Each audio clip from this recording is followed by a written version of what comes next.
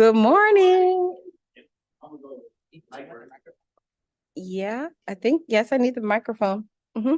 Just the one. Yeah, just this one. You should have to get close. Okay. Excellent. Well, let's get started because we've got a full morning of readers. Thanks, everyone, for all the technical support. Okay, and we have our first reader. We'll just jump right in because we're a whole 5 minutes in. But welcome, everyone. This is Cindy Frank. Hi, everybody. Thanks for having me. I'm really excited. I'm going to read an excerpt from The Heaven and Earth Grocery Store. There's the camera. Written by James McBride. James McBride is both a musician and an author. He lives in Brooklyn right now. He's written several books. I just want to say I read the library version of this book, and so I've borrowed this hard copy from my neighbor, and she's told me to share the book, pay it forward. So if you are interested in this very copy, either talk to me or email me, and I will give it to you. So this book is about the dilapidated neighborhood where immigrant Jews and African Americans lived side by side, sharing ambitions and sorrows. It takes place in the neighborhood of Chicken Hill in Pottstown, Pennsylvania. I'm going to read this excerpt. One of the characters is in the hospital, and a bunch of the other people have come to visit this person. One of the really wonderful things about James McBride's books, he has a lot of characters. They have given names, they have nicknames. There's Nate and Addie, Shona, Moshe, Isaac, Big Soap, Fatty, and Paper. And that's like just half of the characters. The odd group of well-wishers slowly moved down the hallway as Moshe's sobs cascaded up and down the walls, bouncing from one side to the other. The discourse on Doc Roberts was forgotten now as the group tromped forward, a ragtag assortment of travelers moving 15 feet, as if it were 15,000 miles. Slow travelers all, arrivals from different lands, making a low trek through a country that claimed to be so high, a country that gave them so much, yet demanded so much more. They moved slowly, like Fuskayers, wanderers seeking a home in Europe, or Iru West African tribesmen herded off a ship on a Virginia shore to peer back across the Atlantic in the direction of their homeland one last time, moving toward a common destiny, all of them, Isaac, Nate, and the rest, into a future of American nothing. It was a future they couldn't quite see, where the richness of all they had brought to the great land of promise would one day be zapped into nothing. The glorious tapestry of their history boiled down to a series of 10-second TV commercials, empty holidays, and sports games filled with the patriotic fluff of red, white, and blue, the celebrants cheering the accompanying dazzle without any idea of the horrible struggles and proud pasts of their forebears, who had made their lives so easy. The collective history of this sad troupe moving down the hospital corridor would become tiny blots in an American future that would one day scramble their proud histories like eggs, scattering them among the population while feeding mental junk to the populace on devices that would become as common and small as the hot dog that the dying woman thought she smelled. For in death, Shona had smelled not a hot dog, but the future, a future in which devices that fit in one's pocket and went zip, zap, and zilch delivered a danger far more seductive and powerful than any hot dog. A device that children of the future would clamor for and become addicted to. A device that fed them their oppression disguised as free thought. Had the group of stragglers moping down the hallway seen that future, they would have all turned en masse and rushed from the hospital out into the open air and collapsed onto the lawn and sobbed like children.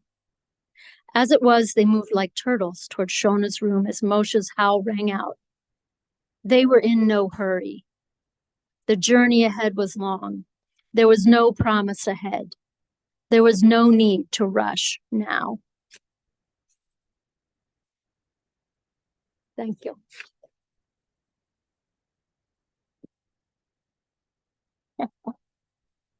Thank you so much for sharing, Cindy. We're gonna get back on schedule. That was really good though. Oh, what a way to start the day. Next we have, let's see here. I believe it's Andy Newsham is next. And I think, is Andy online? Yeah, I think just take it away, Andy. Thank you. Thanks for having me. Today I'm going to share a poem by Gil Scott-Heron, who was a jazz poet and a hero of mine. You can't spell Heron without hero, and he truly was. One of his last actions, he was invited to perform in Tel Aviv in Israel in 2010. Just before his death, and he accepted. And until he found out from Amnesty International about the apartheid state behavior of Israel against the Palestinians, and then he withdrew his performance. So a true hero with moral clarity. This is his poem, "The New Deal." I have believed in my convictions and been convicted for my beliefs. I have been conned by the Constitution and harassed by the police. I have been billed for the Bill of Rights as though I'd done something wrong. I have become a special amendment for what included me all along. Like, all men are created equal. No amendment needed there.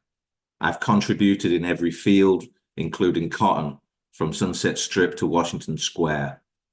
Back during the nonviolent era, I was the only nonviolent one. Come to think of it, there was no nonviolence because too many rednecks had guns. There seems to have been this pattern that took a long time to pick up on, but all Black leaders who dared stand up are in the courtroom, in the jail, or gone, picked up indiscriminately by the shock troops of discrimination to end up in jails or tied up in trials while dirty tricks soured the nation. I've been hoodwinked by professional hoods. My ego had happened to me. Just keep things cool, they kept repeating, and keep people out of the streets. We'll settle all this at the conference table. You leave everything to me, which brings me back to my convictions and being convicted for my beliefs. Because I believe these smiles in three-piece suits with gracious liberal demeanor took our movements off the streets and took us to the cleaners. In other words, we let up the pressure, and that was all part of their plan. And every day we allow to slip through our fingers is playing right into their hands. The New Deal. Thank you.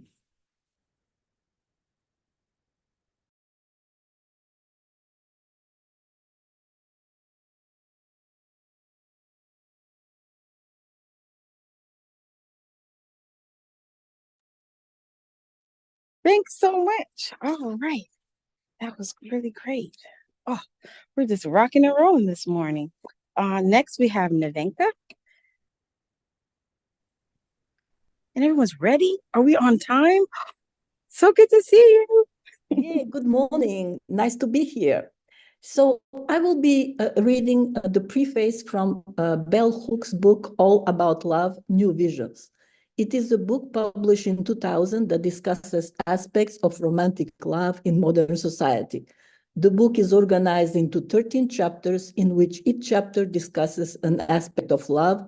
Within these chapters, Hooks also provides the reader with reflections on her own journey of love, as well as analysis of society's teachings of love. This book was actually recommended to me by my daughter-in-law, who told me it's not just about romantic love, but also love for people and ourselves. So Bell Hooks is the pen name of Gloria Jean Watkins. She was born in 1952 and died in 2021. She was best known for her writings on race, feminism, and class. The focus of Hook's writing was to explore the intersectionality of race, capitalism, and gender, and what she described as their ability to produce and perpetuate systems of oppression and class domination. She published around 40 books. So, All About Love, New Visions by Bell Hooks, preface. When I was a child, it was clear to me that life was not worth living if we did not know love. I wish I could testify that I came to this awareness because of the love I felt in my life. But it was love's absence that let me know how much love mattered. I was my father's first daughter. At the moment of my birth, I was looked upon with loving kindness, cherished, and made to feel wanted on this earth and in my home. To this day, I cannot remember when that feeling of being loved left me. I just know that one day I was no longer precious. Those who had initially loved me well turned away.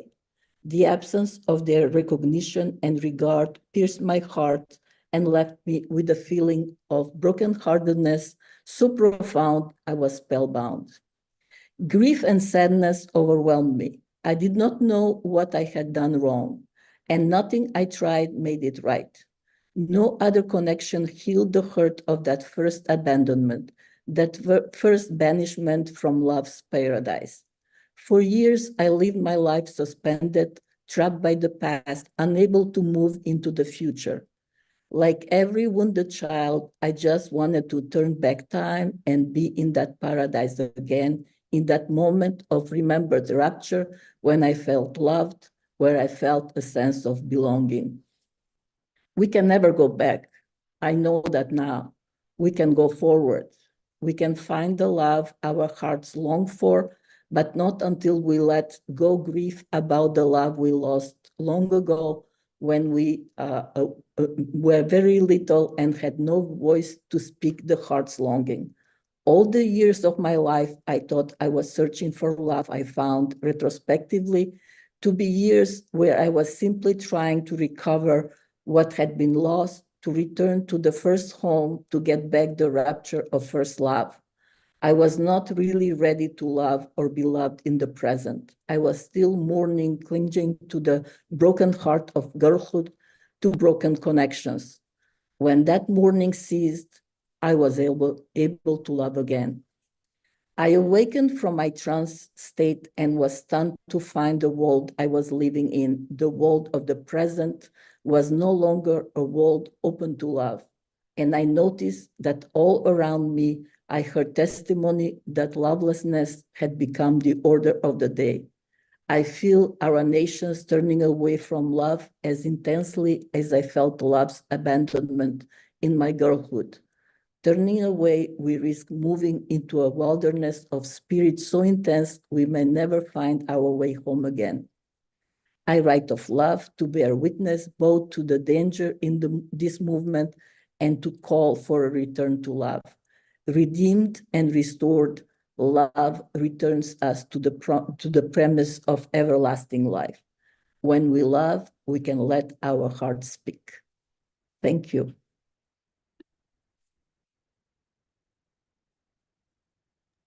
Thank you so much, Nevenka. I've been reading part of that trilogy myself. Wonderful. Let's see here. Next up, we have Kenna Barrett. I always want to call you Burkett. I don't know why I want to put extra letters in your name, but come on up. Our names are anagrams, by the way. I'm Kenna. So, hi everyone. So I'm Kenna Barrett, Assistant Dean and Chief Development Officer for the libraries. As a fundraiser, my job is to find alignments between donors and academic priorities.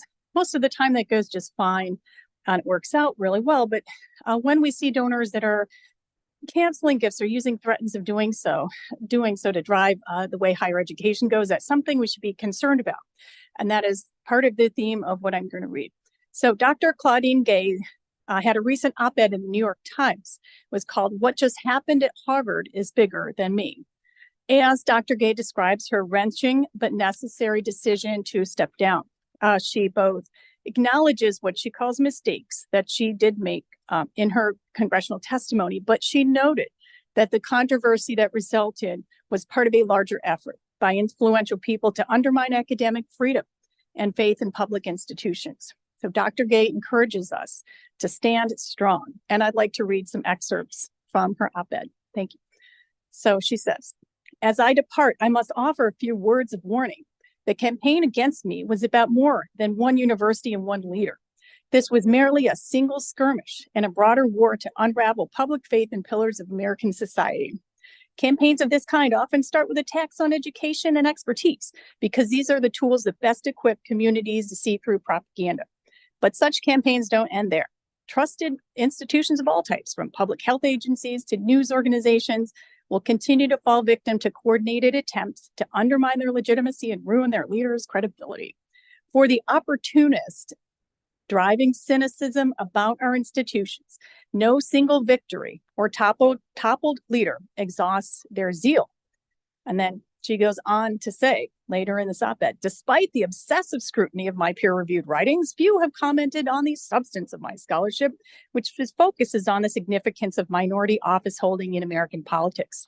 My research marshaled concrete evidence to show that when historically marginalized communities gain a meaningful voice in the halls of power, it signals an open door where before many saw only barriers. And that in turn strengthens our democracy. Throughout this work, I asked questions that had not been asked, used then cutting-edge quantitative research methods, and established a new understanding of representation in American politics. This work was published in the nation's top political science journals and spawned important research by other scholars. Never did I imagine needing to defend decades-old and broadly respected research, but in the past several weeks have laid waste to truth. Those who had relentlessly campaigned to oust me since the fall often trafficked in lies and ad hominem insults, not reasoned argument.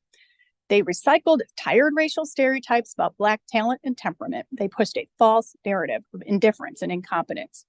It's not lost on me that I make an ideal canvas for projecting every anxiety about the generational and demographic changes unfolding on American campuses. A Black woman selected to lead a storied institution.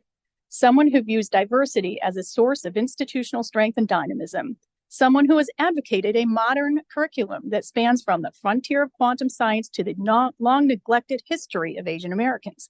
Someone who believes that a daughter of Haitian immigrants has something to offer to the nation's oldest university.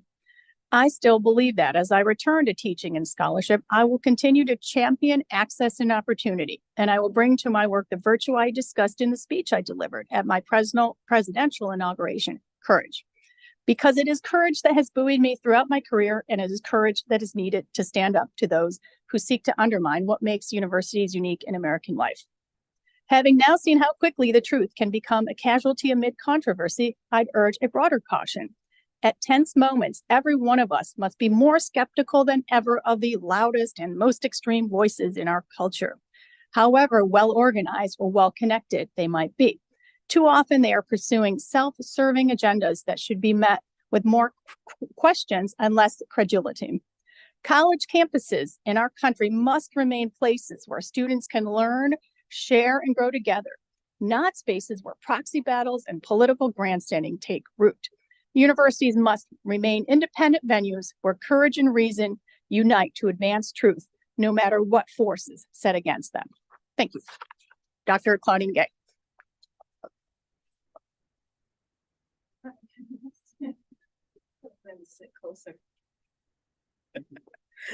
Wow, that was really great and so timely.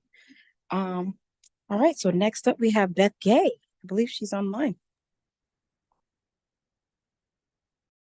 Hello, Anika, and thank you. And my name is Beth Gay.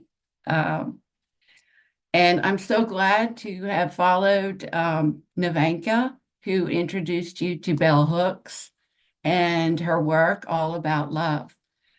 I selected a book published just last year, Bell Hooks, The Last Interview, and Other Conversations, published by Melville House. And I'm going to read from a passage from an interview with Silas House, who was Hooks's colleague on the faculty of Berea College in Kentucky. And this interview took place in November of 2012. I don't know if you can see. Here's the book. Okay. House. We are speaking with Bell Hooks, author of Appalachian Elegy, here on Hillbilly Solid on WUKY. And let's talk more about the new book, Bell, Appalachian Elegy. What would you like for us to know about this book that does so much of what you were just talking about? Hooks.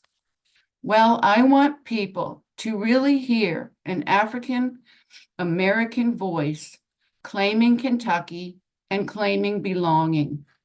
My critical book, that is almost like a companion to those poetry books, is Belonging, A Culture of Place. I've been saying to people that I was like so many people growing up. I couldn't wait to leave Kentucky.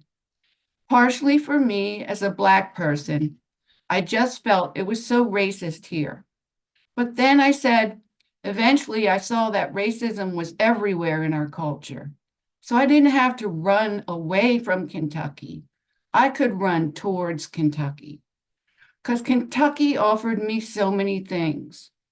You know, I came back here to live after being away almost 30 years, but coming all the time to see my parents. And partially, I came back here to live because my parents were aging. And in the last few years, they are both deceased, but I realized that the kind of childhood I had in Kentucky, in the hills of Kentucky, were the values that have made me. That when I think about what made Bell Hooks, I think the first foundation is the values that people would call Appalachia, you know. I say in my little essay in the beginning, early on in my life, I learned from Kentucky backwoods elders, the folks whom we might now label Appalachian, a set of values rooted in the belief that above all else, one must be self-determining. It is the foundation that is the root of my radical, critical consciousness. Folks from the backwoods were certain of two things: that every human soul needed to be free, and that the responsibility of being free required one to be a person of integrity, a person who lived in such a way that there would always be congruency between what one thinks, says, and does. House. Exactly. Well, you've provided me with an excellent segue because my favorite poem in the book is number 6. And I think everything you were just talking about is in that poem. I think you have a copy handy. I'm wondering if you wouldn't mind reading number 6 for us. Hooks. Okay. Listen, little sister. Angels make their hope here in these hills. Follow me, I will guide you. Careful now, no trespass, I will guide you. Word for word, mouth for mouth.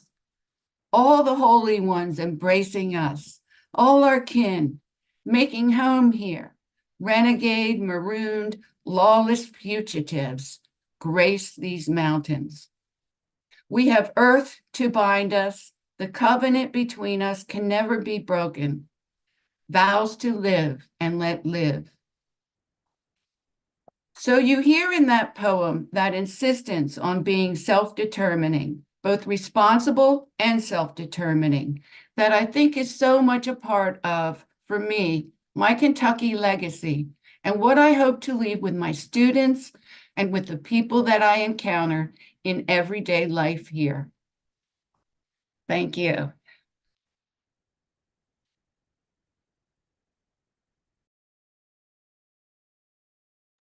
Gotta unmute. Thanks so much. I really appreciate that. Oh, I left my list. But yes, Judy's up next. I was like, I knew somebody's right in front of me is next. Welcome. Good morning, everyone. I have a couple of things to read. The first is a poem by Nikki Giovanni, which, according to the Poetry Foundation, can be recited as either BLK History Month or Black History Month. If Black History Month is not viable, then wind does not carry the seeds and drop them on fertile ground. Rain does not dampen the land and encourage the seeds to root. Sun does not warm the earth and kiss the seedlings and tell them plain, you're as good as anybody else, you've got a place here too.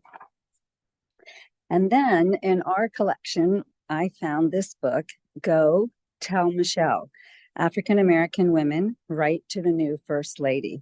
And it's really great that I'll just read very briefly from the foreword. This extraordinary collection of letters to Michelle Obama says a great deal about the lives, the hopes, prayers, fears, and aspirations of African American women today. Letters sent to any famous person from total strangers ultimately say more about the writers than about the recipient. In these letters, we read a great deal of autobiography as the writers seek to share their stories with the woman who will soon be First Lady of the United States of America. And I've chosen a couple from here, and they're mostly in the form of letters and poems. A consciousness of change to our First Lady, Michelle Obama. You bring life to a land by carving out the middle to make use of its heart in order to hear the sweet laughter of our children. The liquid life is the heart of this land, giving shelter to all who seek it, for between each of us there is only light. You walk with strong shoulders. What would I be if I didn't make this land better? Your face is bold and silent, graceful and constant. That brings light where there is darkness. Surrounded by fear while making the best in others rule, relying on the goodness of our world, for the world must decide. Leading a dream of change, answering the call for peace, while remaining in this still place above conflict and the acts of war. Your qualities will be known to your enemies wherever you meet them. The light that shines behind you is not a mirage. It brings peace, a consciousness that brings an oath to safeguard the helpless, to protect the people. Be without fear in the face of those who question your oath. Be brave and upright so that the universe may love you. Speak the truth, even if it's the only voice heard. That was written by Barbara J. Fletcher Stevens, who's from Buffalo, New York. Who said what? Somebody said, who is she? Because we don't know where she came from. Somebody said she's unpatriotic because she said something about American racism. Somebody said she's an elitist because she's so damn smart. Somebody said she's a racist because the New Yorker put her on the cover holding a gun. I saw intelligence and steadfastness because I saw an Ivy League education and a symbol of African American completeness. I saw beauty, style, and grace because I saw how women around the world admired her essence. I saw motherhood in its finest form because I saw her protect and nurture beautiful daughters while on the campaign trail. Because I saw her with that one in an embrace that electrified mankind. Now, who said what? That was Dara Fuller, Buffalo, although she currently resides in Baltimore County, Maryland, where I am. And one last one. Comets. Michelle, comets only come once in a lifetime, and when they sail across the sky, we marvel at the beauty of the vision, the wonder of its journey, and its purpose in our lives. Along its path, it gains speed and grows larger and more illustrious, and the world views it in awe. We remember it for its brilliance and its ability to make a difference, or a statement perhaps. Michelle, many of us see you as our comet of the future, and see your brightness and strength as you will soar not only alongside your husband and beautiful daughters, but as your own woman, mother, achiever in your own light. Your ability to make a statement will change and impact our lives forever. And as you sail across our lives in the grace of motherhood and the harmony of family and in the refinement of fashion, you will collect our hearts and our support, for we are proud of you too. Steadfast, beautiful, destined, attentive, powerful, intelligent, determined, and with a sense of self, sprinkled with love and devotion, all the attributes of a spectacular comet, you will make for a brilliant sight in our lives. Michelle, best wishes to you and your family as you travel this wondrous journey in your lives. That was Sharon Renee Smith-Leonard from Virginia Beach, Virginia. And gosh, do we miss Michelle?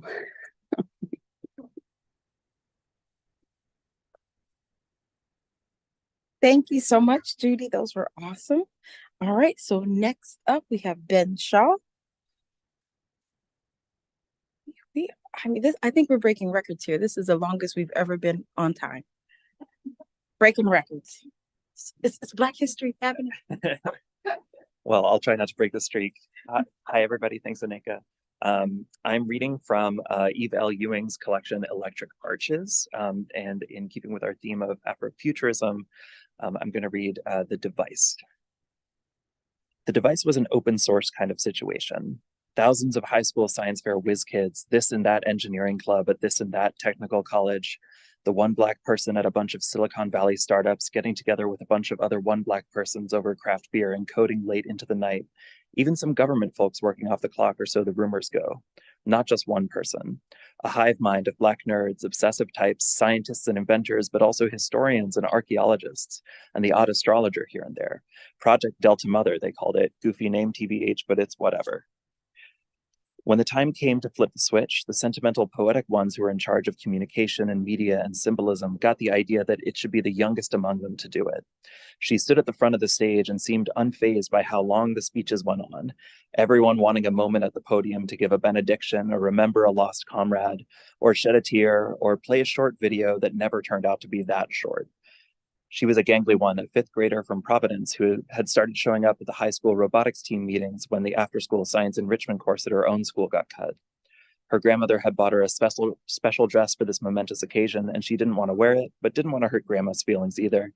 So as the starch frill rubbed against the backs of her legs and made her itchy, she tried to distract herself by counting the tiles on the ceiling. She was so engrossed in the speeches were so many that she almost didn't hear her name when it was called. The man in the lab coat, whose name she had forgotten, beckoned her towards the device as the audience stood reverent and waiting. Their arms were all in the air to take photos and videos, and she thought they looked like they were about to go down a water slide, and that made her smile, which made them smile. She stood before the machine. It hummed at a low resonance, making her teeth feel funny as she got closer to it. Its 10,000 tiny lights popped into and out of momentary existence every few seconds, twinkling bravely, though the theater was bright inside. She blinked at it and began quietly humming to herself. The man in the lab coat watched her watching the device. After so many late nights with this hulking thing, seeing it in the light of day made him click his tongue. This day was no sleek reveal. No one would be gasping over pocket sizing and carefully beta-tested user interfaces. The device was an inelegant hodgepodge, a reflection of the hands that made it. Bits and pieces stuck out of crevices where they should have been hidden, wires, shards of hastily sawn PVC, the odd patch of duct tape. It looked like in 100 years it might be something you'd find at a yard sale. But of course, he thought after a second, wouldn't that be a success? Shouldn't the device come to be so average and commonplace that it ceases to be magic and comes to be part of everyday life for regular Black people all over the country? Wasn't that the dream? He tilted his head slightly as though it might show him a new angle on the whole thing, just as the girl reached out for the switch. In that split second, he realized for the first time that the machine might be dangerous, that having a child be the one to do it was symbolic, sure, but also very, very stupid. This was the thought that entered his head as the room filled with flashing lights, and he began to panic. The device was going to explode and kill them all, and the girl would be the first to die, and he would live just long enough to see it happen. But no, those were flashbulbs, and 1,000 journalists, official and not so much, captured the moment when the girl activated the device. It roared to life, its internal cooling fans whirring furiously, lights blinking faster and faster. People in the audience began to cry. One man, a pastor who had led a booming rendition of Lift Every Voice, fainted. The girl stayed very calm. She had read the manual many times. "Hello," she said. Her voice cracked, and she cleared her dry throat and repeated herself loudly this time. "Hello." Everyone else in the room fell silent. They waited. The device's external speakers began to crackle, like a phone sounds when wind is blowing over the mouthpiece. And then the reply came back loud and clear, almost too loud. The man in the lab coat covered his ears. Hello? Who? Lord, I have prayed for this day. I knew you would find favor with me as you have with my sister Willa. If you only guide my steps, I will be faithful. The man in the lab coat looked wild-eyed at the girl. He began to gesture at her frantically, but she only nodded, unperturbed, and pulled a folded-up piece of paper out of her dress pocket. She had practiced for this. As the audience looked on in awe, she spoke slowly and deliberately. Mostly she had it memorized, but she looked down at the paper every few seconds to be sure not to mess up. Hello. Please stay calm. This is not God or a dream, and you are not going crazy. I am talking to you from many years in the future. She gulped once and continued. I am using a device built by the Black people of this country. As you know, we were stolen from our homeland and brought here. We have had many difficulties and our families have been hurt and separated. In my time, we are not slaves, but we face challenges. We need help from our ancestors, but you have been lost to us. So we worked very hard and made this special machine. It allows us to talk to you inside your head, even though we are far apart. It is like yelling over a river. The poets had added that part, and it hadn't made much sense when she first practiced that line, but now it seemed right. I am your great-great-great-granddaughter. I am the first person in history to use this device. People from all over are here with me watching.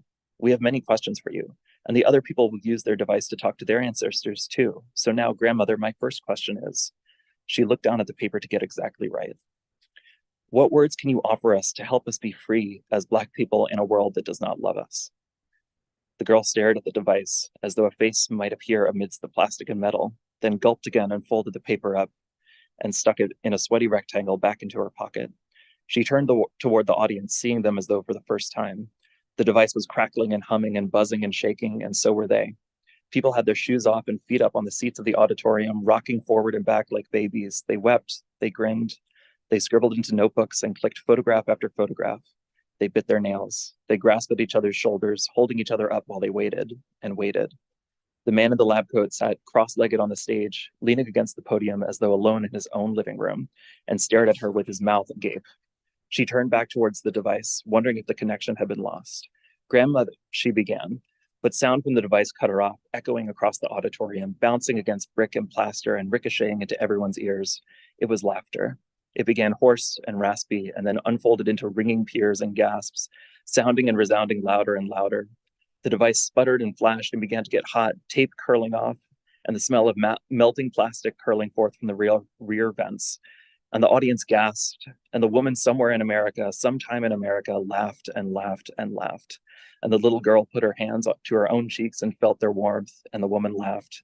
And the lights in the auditorium began to flicker and fade, and still the woman laughed. She laughed and laughed and laughed. Thank you.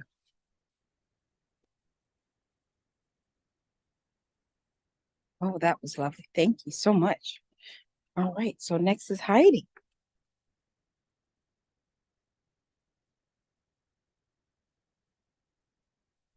I'm really glad you got us on the Afrofuturism track because I'm there too. I'm going to read the introduction from the book, The Memory Librarian and Other Stories of Dirty Computer by Janelle Monáe. Introduction, Breaking Dawn. I am not America's nightmare. I am the American dream. Crazy classic life. Some new dawns are dark, like a silk hood slipped over a nation's head, then choked shut, an eclipse. It started that way. We ushered ourselves into the darkness, so many of us having grown too cool with civic officials and techpreneurs who believed we could be an all-seeing people. And with so many, so long fatigued from warring in our homes and abroad, so scared of unforeseen bullet showers and continental storms of smoke, we accepted their offer that an eye in the sky might protect us from ourselves, our world. We already believed in an infinite web. So why not hardwire an eye to each of its strands? A camera on your home, a camera on a phone, a camera on a badge, a camera on a drone, and so on. In time, this new breed of techno-nationalist had to face what the Sun had long accepted, that even all their overseeing couldn't keep watch on the whole nation at once. There were things we hid, the warm spectrums we kept alive within ourselves. They were flames, maybe some magic, that we only allowed to burn when or where our light could shine solely before trusted, beloved eyes. As a nation, though, we'd already whetted the appetite of this new breed, this dawn that hungered to see us all. And what they struggled to see, they began to deem not worthy of being seen, inconsistent, off-standard, began calling it dirty, unfit to be swallowed by their eyes. The more places the dawn's eyes fed, the more they encountered those parts of us we encrypted, the clandestine networks of love and expression, curiosity and desire, all the brilliant bugs, the dirty circuitry under our surveilled surfaces. The social majority, those who were already so broadcasted, so commonly seen, that they felt the dawn's sight was the same as their own. For them, there was safety, the perception of it, the assumption that they had nothing precious, no different or unusual coding to conceal, that they fit.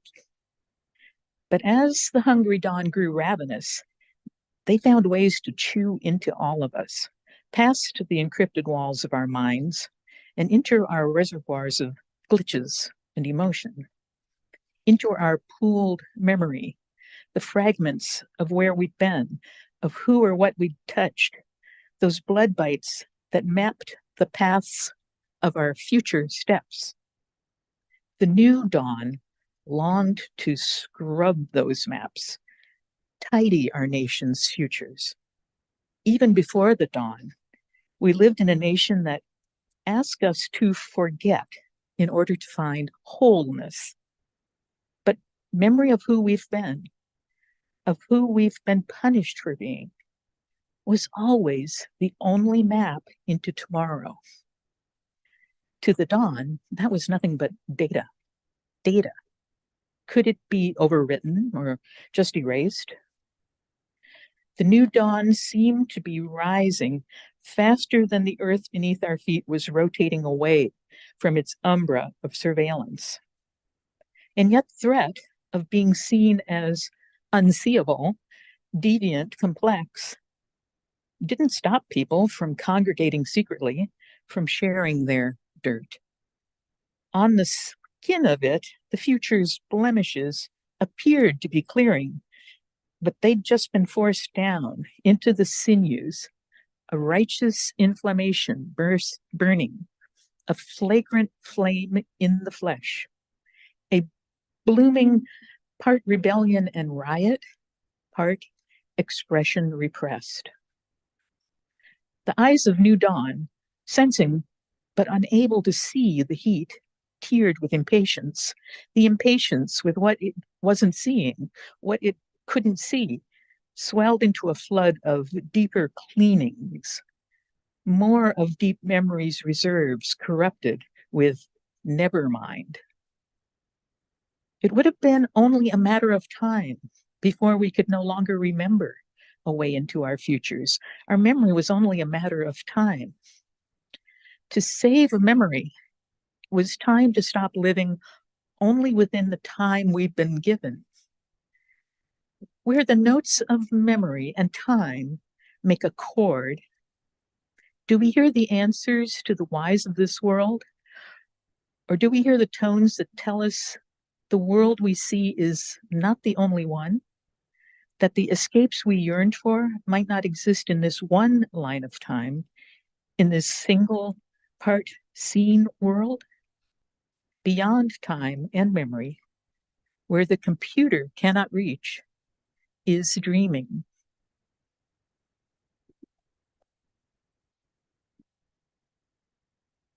Wow, thank you very much. I really appreciate that.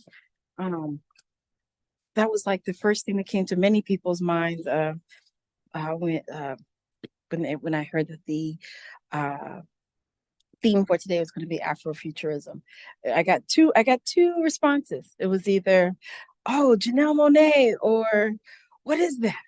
Uh, so I'm gonna I have just a quick break in between readers to welcome everyone. We're a bit into the program, but my name is Ineka Chisholm. I am the Diversity, Equity, and Inclusion Officer for the libraries here at UMD.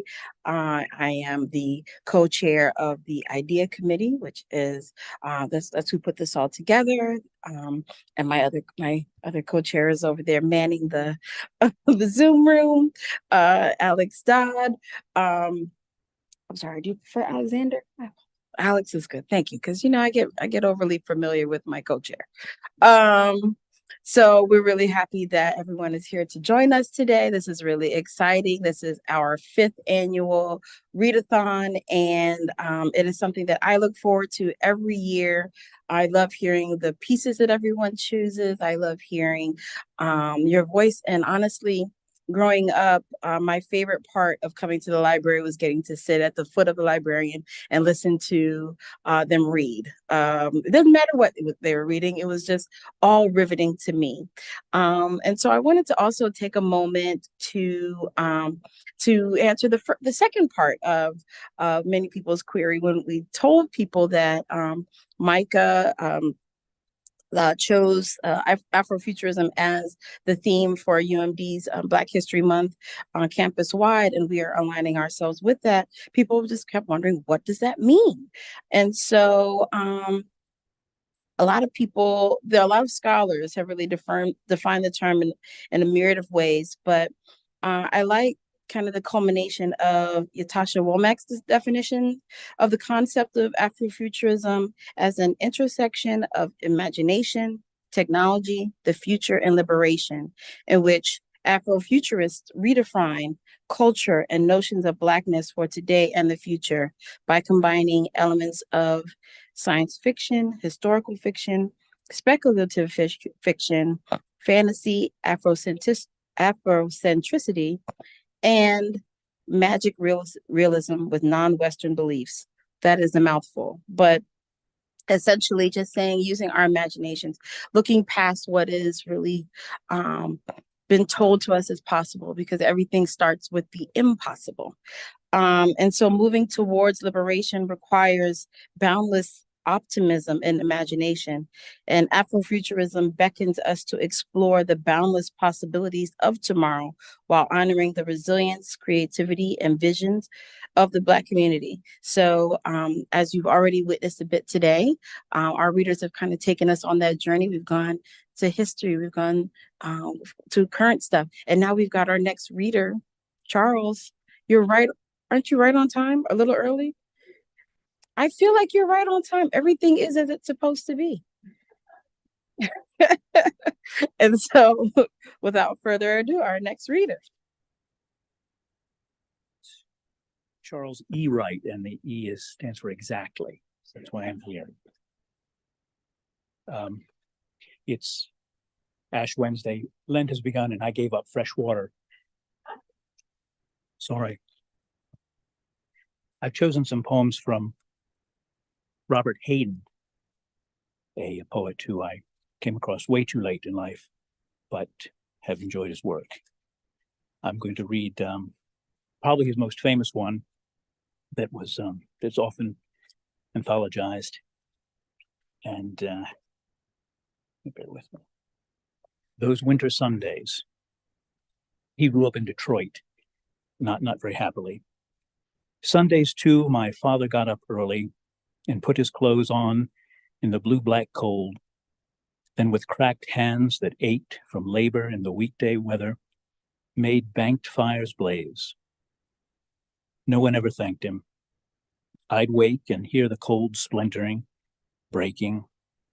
When the rooms were warm, he'd call, and slowly I would rise and dress, fearing the chronic angers of that house, speaking indifferently to him, who had driven out the cold and polished my good shoes as well. What did I know? What did I know of love's austere and lonely offices?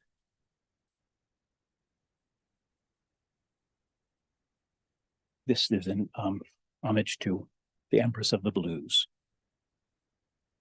Because there was a man somewhere in a candy-striped silk shirt, gracile and dangerous as a jaguar, and because a woman moaned for him in 60-watt gloom and mourned him, faithless love, two-timing love, oh careless, aggravating love, she came out on the stage in yards of pearls, emerging like a favorite scenic view, flashed her golden smile and sang. Because gray laths began somewhere to show from underneath torn, hurdy-gurdy lithographs of doll-faced heaven, and because there were those who feared alarming fists of snow on the door, and those who feared the riot squad of statistics, she came out on the stage in ostrich feathers, beaded satin, and shone that smile on us and sang. Would like to point out that Mr. Hayden was, what did they call it? Back then it was called the consultant in poetry to the Library of Congress. Now it's the Poet Laureate of the US. So he was in fact the first Black American named to that post in 1976 to 78. Very short poem, homage to Paul Robeson. Call him deluded, say that he was dupe and by half-truths betrayed. I speak him fair in death, remembering the power of his compassionate art. All else fades.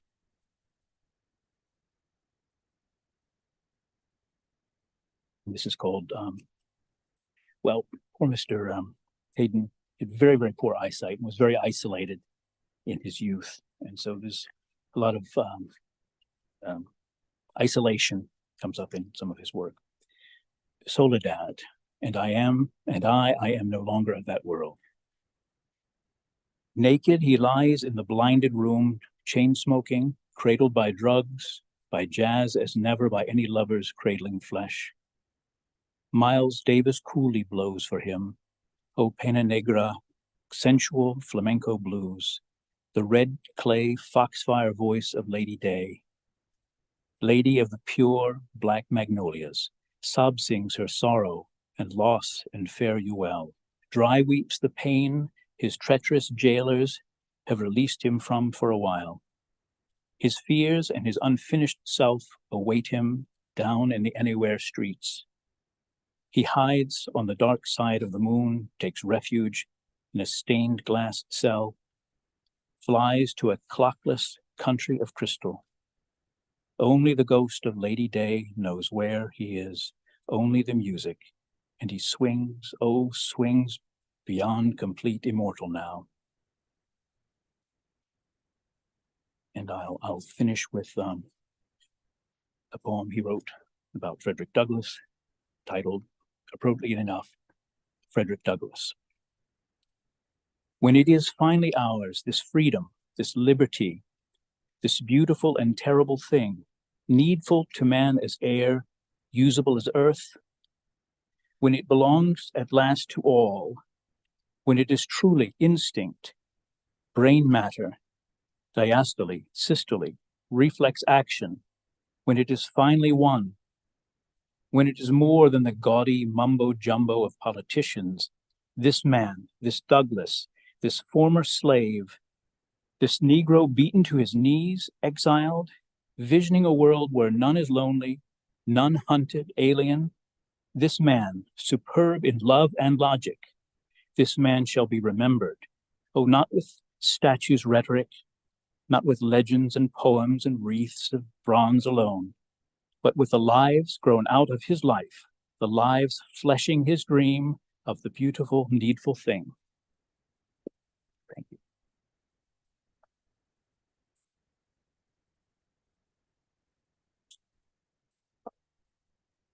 Sorry, all of your things. But I think that was the really great poem to close on for you. It was just so right. Yeah, because it is Frederick Douglass' birthday, so that's why we planned this event on this day of the year. And so now we have a couple of submissions that came in via look at this, I guess like a link. And so we're gonna kind of go to the video.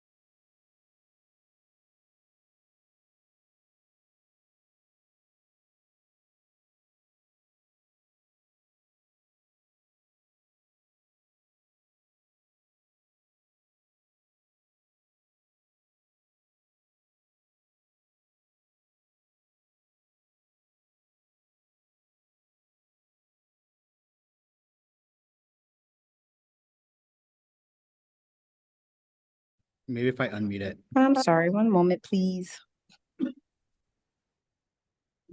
Hello, I'm Adrienne Lim, Dean of the University of Maryland Libraries, and I am going to read a poem by Rita Dove called Incantation of the First Order. Listen, no one signed up for this lullaby. No bleeped sheep or rosebuds or twitching stars will diminish the fear or save you from waking into the same day you dreamed of leaving. Mockingbird on back order, morning bells stuck on snooze. So you might as well get up and get at it. Pestilence be damned, peril and risk having become relative. I'll try to couch this in positive terms. Never is the word of last resorts. Always is the fanatic's rallying cry. To those inclined toward kindness, I say, come out of your houses droning. All others, beware. I have discarded my smile, but not my teeth. Great. You want to introduce the next one now? Yeah. Do you want to do it or?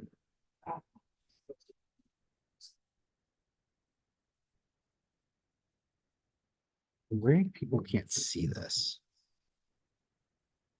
In 1851, the Black abolitionist and former slave Sojourner Truth spoke to a gathering of feminists in Akron, Ohio. The spontaneous speech, only a few minutes long, was a landmark moment in feminist and abolitionist history.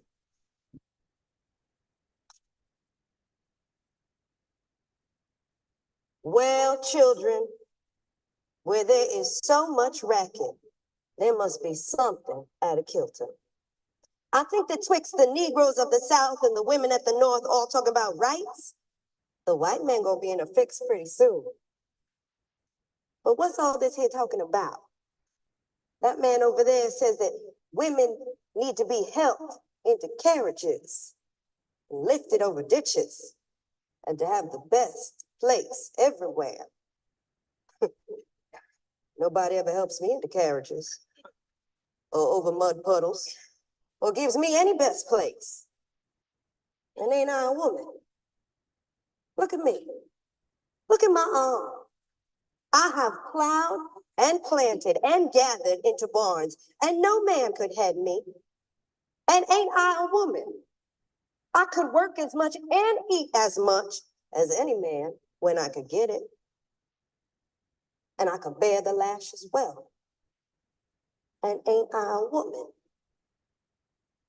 I have borne 13 children, seen most sold off into slavery. And when I cried out with a mother's grief, none but Jesus heard me. And ain't I a woman? And they talk about this thing in the head. What is it they call it? Oh, that's right, yeah, intellect.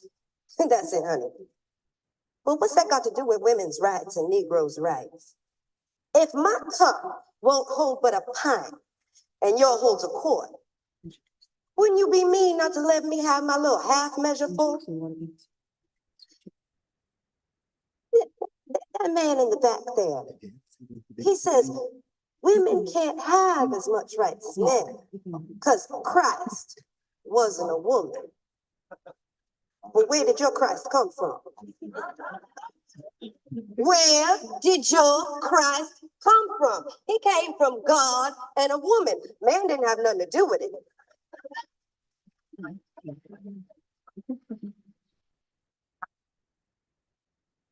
If the first woman God ever made was strong enough to turn the world upside down all alone, well, these women here together ought to be able to turn it back and get it right side up again. And they asking to do it. The men better let them.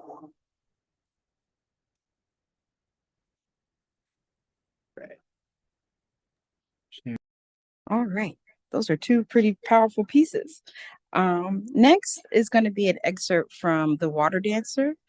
And I think this one is pretty apropos because it is a reimagining from historical events. It adds in that magic that the earlier description of Afrofuturism kind of brings to bear. It ends then trying to work towards and imagine what a new liberation might have looked like had it happened earlier. And so hold, and then we will have a reading from that book.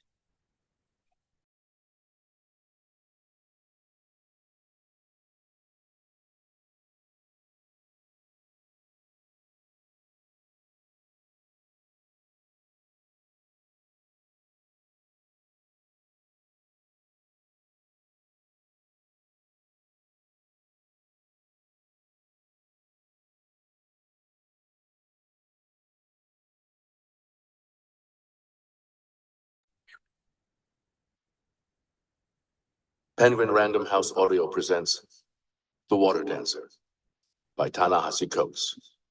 Read for you by Joe Morton. Part 1. My part has been to tell the story of the slave, the story of the master, never wanted for narrators. Frederick Douglass. Chapter 1. And I could only have seen her there on the stone bridge, a dancer wreathed in ghostly blue, because that was the way they would have taken her back when I was young, back when the Virginia earth was still red as brick and red with life. And though there were other bridges spanning the River Goose, they would have bound her and brought her across this one, because this was the bridge that fed into the turnpike, that twisted its way through the green hills and down the valley before bending in one direction, and that direction was south. I had always avoided that bridge, for it was stained with the remembrance of the mothers, uncles, and cousins gone Natchez way. But knowing now the awesome power of memory, how it can open a blue door from one world to another, how it can move us from mountains to meadows, from green woods to fields caked in snow, knowing now that memory can fold the land like cloth, and knowing too how I had pushed my memory of her into the down there of my mind, how I forgot, but did not forget. I know now that this story, this conduction, had to begin there on that fantastic bridge between the land of the living and the land of the lost. And she was patting Juba on the bridge, an earthen jar on her head, a great mist rising from the river below, nipping at her bare heels, which pounded the cobblestones, causing her necklace of shells to shake. The earthen jar did not move. It seemed almost a part of her, so that no matter her high knees, no matter her dips and bends, her splaying arms, the jar stayed fixed on her head like a crown. And seeing this incredible feat, I knew that the woman patting Juba, wreathed in ghostly blue, was my mother. No one else saw her, not Maynard, who was then in the back of the new Millennium chaise, not the fancy girl who held him rapt with her wiles, and most strange, not the horse, though I had been told that horses had a nose for things that stray out from other worlds and stumble into ours. No, only I saw her from the driver's seat of the chaise, and she was just as they'd described her, just as they'd said she'd been in the olden days when she would leap into a circle of all my people, Aunt Emma, young P, Honus, and Uncle John, and they would clap, pound their chests, and slap their knees, urging her on in double time, and she would stomp the dirt floor hard as if crushing a crawling thing under her heel, and bend at the hips, and bow, then twist and wind her bent knees in union with her hands, the earthen jar still on her head. My mother was the best dancer at Lochless. That is what they told me. And I remembered this because she'd gifted me with none of it. But more, I remembered because it was dancing that brought it to the attention of my father, and thus had brought me to be. And more than that, I remembered because I remembered everything, it seemed, except her. It was autumn now, the season when the races came south. That afternoon, Maynard had scored on a long-shot thoroughbred and thought this might, at last, win the esteem of Virginia quality sought. But when he made the circuit around the great town square, leaning back, way back in the chaise and grinning large, the men of society turned their backs to him and puffed on their cigars. There were no salutes. He was what he would always be. Maynard the goof, Maynard the lame, Maynard the fool, the rotten apple who'd fallen many miles from the tree. He fumed and had me drive to the old house at the edge of our town, Starfall, where he purchased himself a night with a fancy, and have the bright notion to bring her back to the big house at Lochless. And most fatefully, in a sudden bout of shame, insisted on leaving the back way out of town, down Dumb Silk Road, until it connected to the old turnpike which led us back to the bank of the River Goose. A cold, steady rain fell as I drove, the water dripping down from the brim of my hat, puddling on my trousers. I could hear Maynard in the back with all his games putting his carnal boasts upon the fancy. I was pushing the horse as hard as I could because all I wanted was to be home and free of Maynard's voice, though I could never in this life be free of him.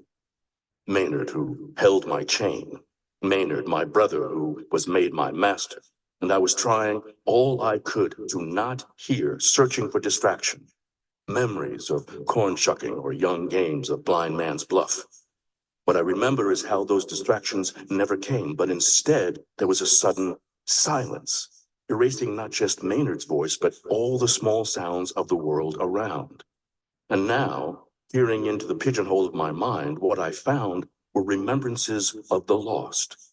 Men holding strong on watch night, and women taking their last tour of the apple orchards. Spinsters remanding their own gardens to others. Old codgers cursing the great house of Lochless. Legions of the lost brought across that baleful bridge, legions embodied in my dancing mother. I yanked at the reins, but it was too late. We barreled right through, and what happened next shook forever my sense of a cosmic order. But I was there and saw it happen, and have since seen a great many things that expose the ends of our knowledge and how much more lies beyond it. The road beneath the wheels disappeared, and the whole of the bridge fell away, and for a moment I felt myself floating on, or maybe in, the blue light. And it was warm there, and I remember that brief warmth because just as suddenly as I floated out, I was in the water, under the water, and even as I tell you this now, I feel myself back there again in the icy bite of that river goose, the water rushing into me and that particular burning agony that comes only to the drowning. There is no sensation like drowning because the feeling is not merely agony, but a bewilderment at so alien a circumstance. The mind believes that there should be air, since there is always air to be had. And the urge to breathe is such a matter of instinct that it requires a kind of focus to belay the order. Had I leapt from the bridge myself, I could have accounted for my new situation. Had I even fallen over the side, I would have understood, if only because this would have been imaginable. But it was as though I had been shoved out of a window right into the depths of the river. There was no warning. I kept trying to breathe. I remember crying out for breath and more. I remember the agony of the answer, the agony of water rushing into me, and how I answered that agony by heaving, which only invited more water. But somehow I steadied my thoughts. Somehow I came to understand that all my thrashing could only but hasten my demise. And with that accomplished, I noted that there was light in one direction and darkness in another, and deduced that the dark was the depths and the light was not. I whipped my legs behind me and stretched out my arms toward the light, pulling the water until at last, coughing, retching, I surfaced. And when I came up, breaking through dark water and into the diorama of the world, storm clouds hung by unseen thread, a red sun pinned low against them, and beneath that sun, hills dusted with grass. I looked back at the stone bridge, which must have been, my God, a half-mile away. The bridge seemed to be almost racing away from me because the current pulled me along, and when I angled myself to swim toward the shore, it was that current still, or perhaps some unseen eddy beneath, pulling me downriver. There was no sign of the woman whose time Maynard had so thoughtlessly purchased. But whatever thoughts I had on her behalf were broken by Maynard making himself known, as he had so often, with hue and cry, determined to go out of this world in the selfsame manner that he'd passed through it. He was close by, pulled by the same current. He thrashed in the current, yelled, treaded a bit, and then disappeared under, only to reappear again seconds later, yelling, half treading, thrashing, "Help me, I..." There I was, my own life dangling over the black pit, and now being called to save another. I had on many occasions tried to teach Maynard to swim, and he took to this instruction as he took to all instruction, careless and remiss at the labor, then sore and bigoted when this negligence bore no fruit. I can now say that slavery murdered him, that slavery made a child of him, and now, dropped into a world where slavery held no sway, Maynard was dead the minute he touched water. I had always been his protection.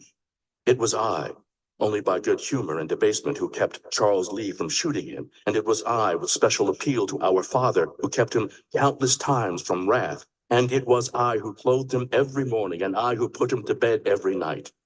And it was I who now was tired in both body and soul, and it was I out there wrestling against the pull of the current, against the fantastic events that had deposited me there.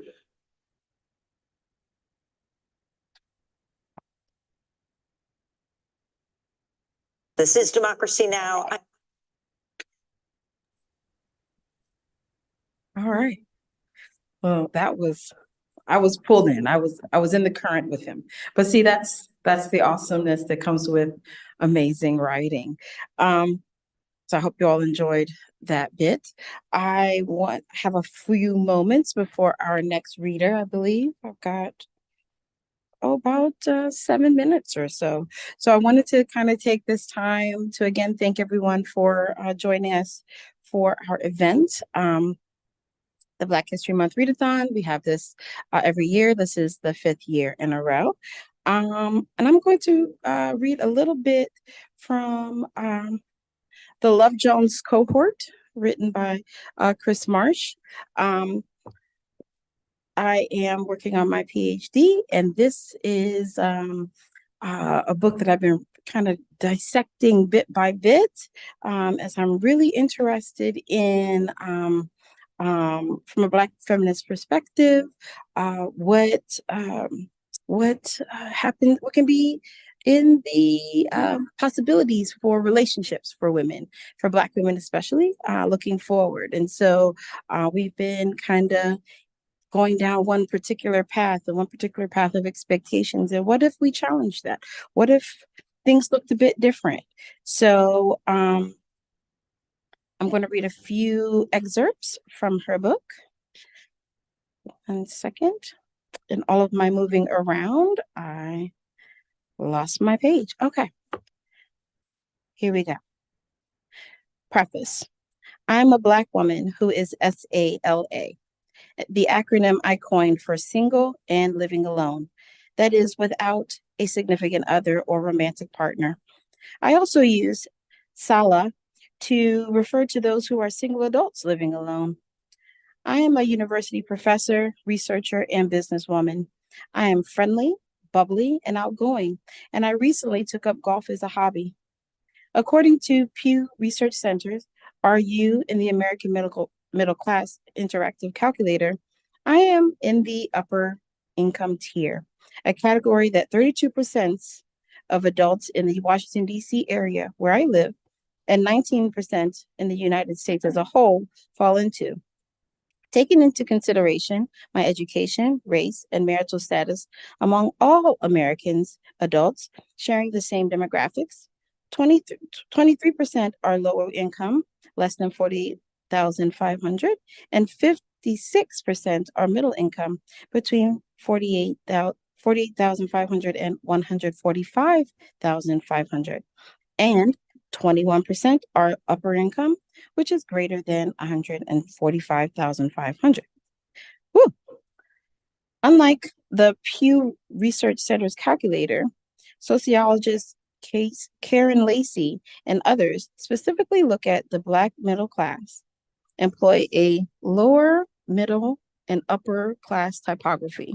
Professionally and personally, I prefer not to make those same demarcations, yet to be sensitive to the variability in the Black middle class. In this book, I use the term middle class to signify middle class and beyond to capture class variance.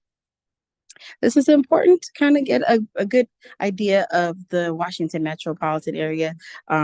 We do have quite a few learned people of color that live here. And so I think that it was really important that she kind of enumerated that, or kind of put that out there so everyone understands what she is talking to as she kind of goes into this book. But I wanted to just kind of jump to the end where we talk a bit of, where she talks a bit about like how people are identified, or how sailors are identified. In January 2011, the inaugural show of Piers Morgan Tonight aired on CNN. On the third day of the new show, the guest was Professor Condoleezza Rice, the 66th United States Secretary of State, serving from 2005 to 2009. She was the first Black female Secretary of State and the second never married secretary. The first was James Buchanan, who served from 1845 to 1849. While this may not have been common knowledge to some people prior to May 16, 2014, that might have changed by the next morning. For the Jeopardy viewers, watching the last day of the Battle of the Decade with $1 million on the line, the final Jeopardy category was Secretaries of State. And a question was, serving 160 years apart, these two Secretaries of State are the only ones who never married. The answer? Who are James Buchanan and Condoleezza Rice? While some might be amused by such trivia, others could be annoyed that of all the accomplishments of Professor Rice, her never married status, what was highlighted on that Jeopardy question. I thought that was really kind of poignant of how people are categorized. So I believe the next reader should be about ready. And I believe that should be Tiffany Rogers. Hi there, can you hear me? Yes, we can hear you. Fantastic.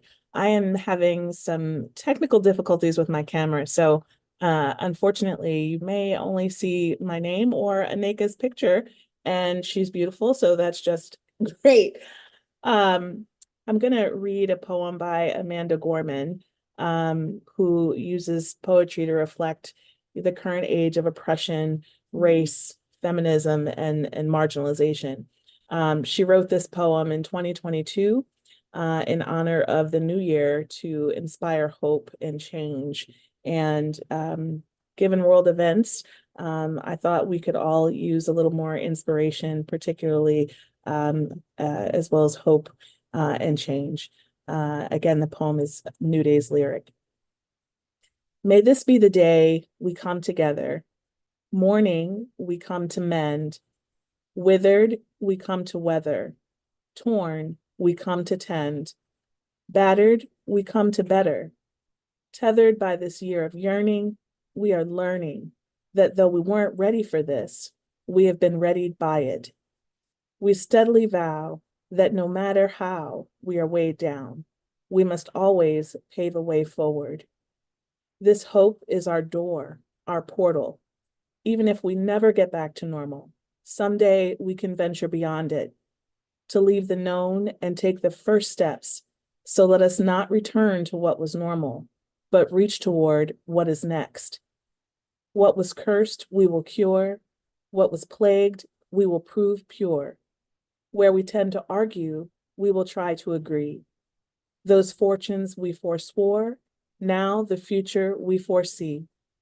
Where we weren't aware, we're now awake. Those moments we missed are now these moments we make. The moments we meet, and our hearts, once all together beaten, now all together beat. Come, look up with kindness yet, for even solace can be sourced from sorrow. We remember not just for the sake of yesterday, but to take on tomorrow. We heed this old spirit in a new day's lyric. In our hearts, we hear it. For Auld Lang Syne, my dear, for Auld Lang Syne. Be bold, sang time this year. Be bold, sang time. For when you honor yesterday, tomorrow ye will find. Know what we've fought, need not be forgot, nor for none. It defines us, binds us as one. Come over, join this day just begun. For wherever we come together, we will forever overcome. Thank you.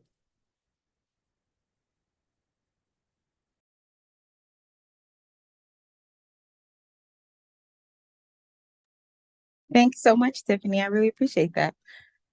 We're coming full circle with our poet laureates. So now we have a few more video selections. One from another reader who is a librarian here at UMD, and then a couple extra little excerpts of books. So without further ado, I'll turn it over. Mute myself.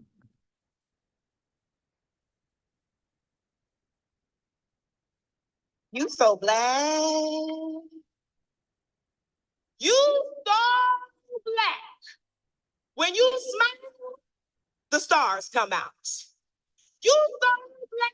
When you born, the God come out. Black is not. Black when it's wrong and black when it's right. Black is pyramids and mathematics.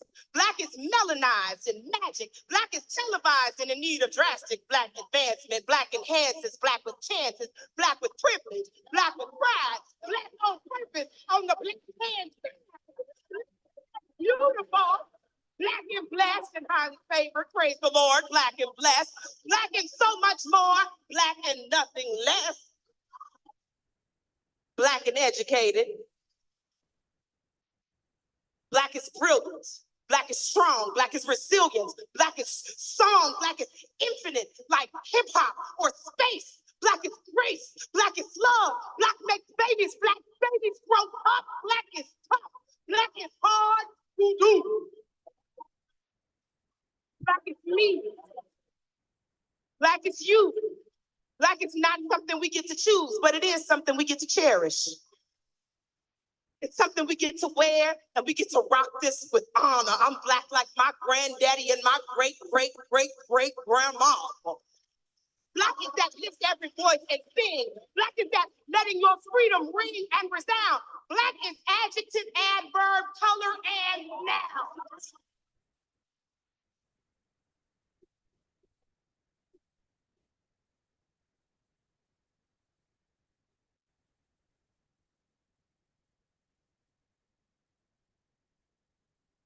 You so black.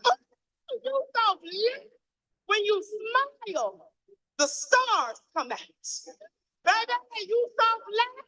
When you're born, the God come out.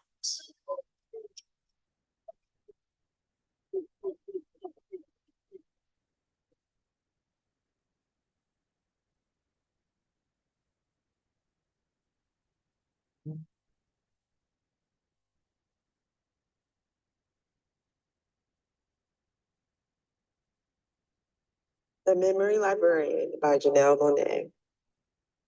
Some new dawns are dark, like a silk hood slipped over a nation's head, then choked shut.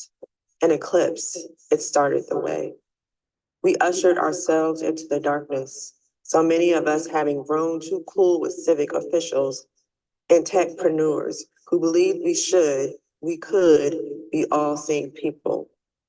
And with so many, so long fatigued from warring in our homes and abroad, so scared of unforeseen bullet showers and continental storms of smoke, we accepted their offer that an eye in the sky might protect us from ourselves, our world.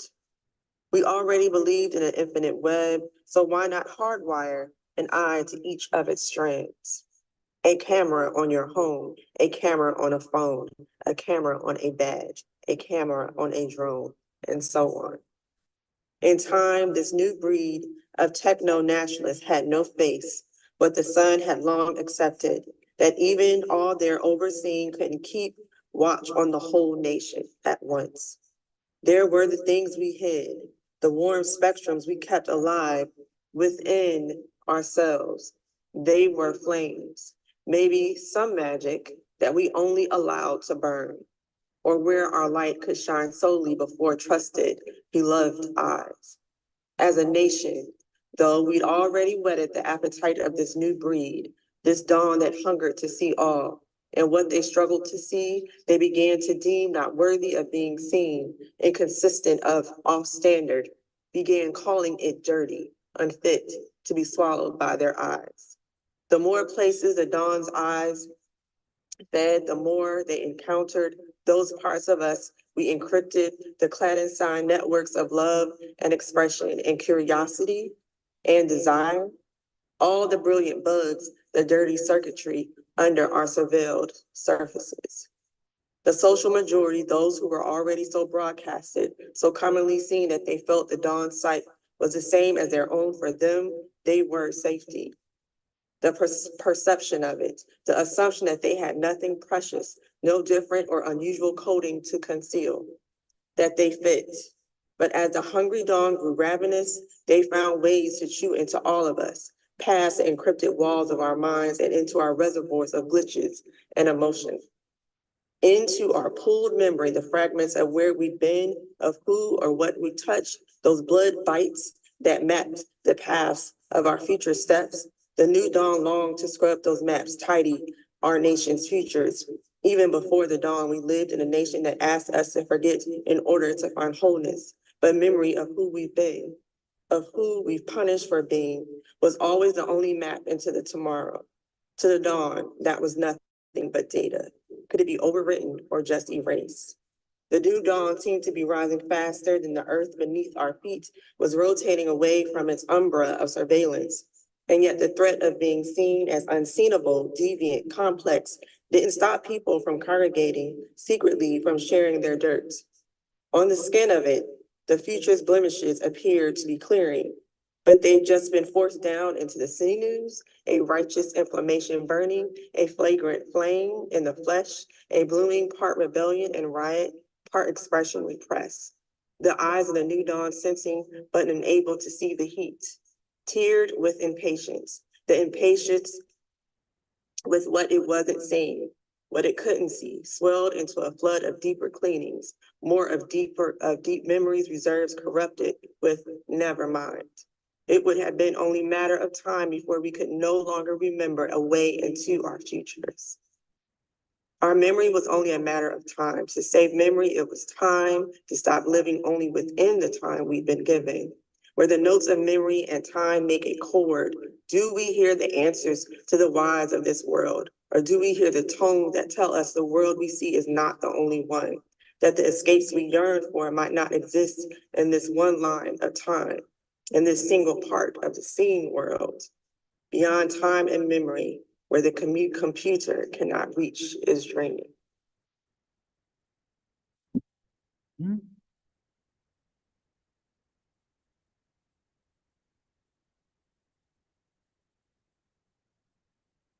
Marvel Studios, Black Panther, Wakanda Forever, The Courage to Dream. Written by Frederick Joseph, illustrations by Nicholas Smith.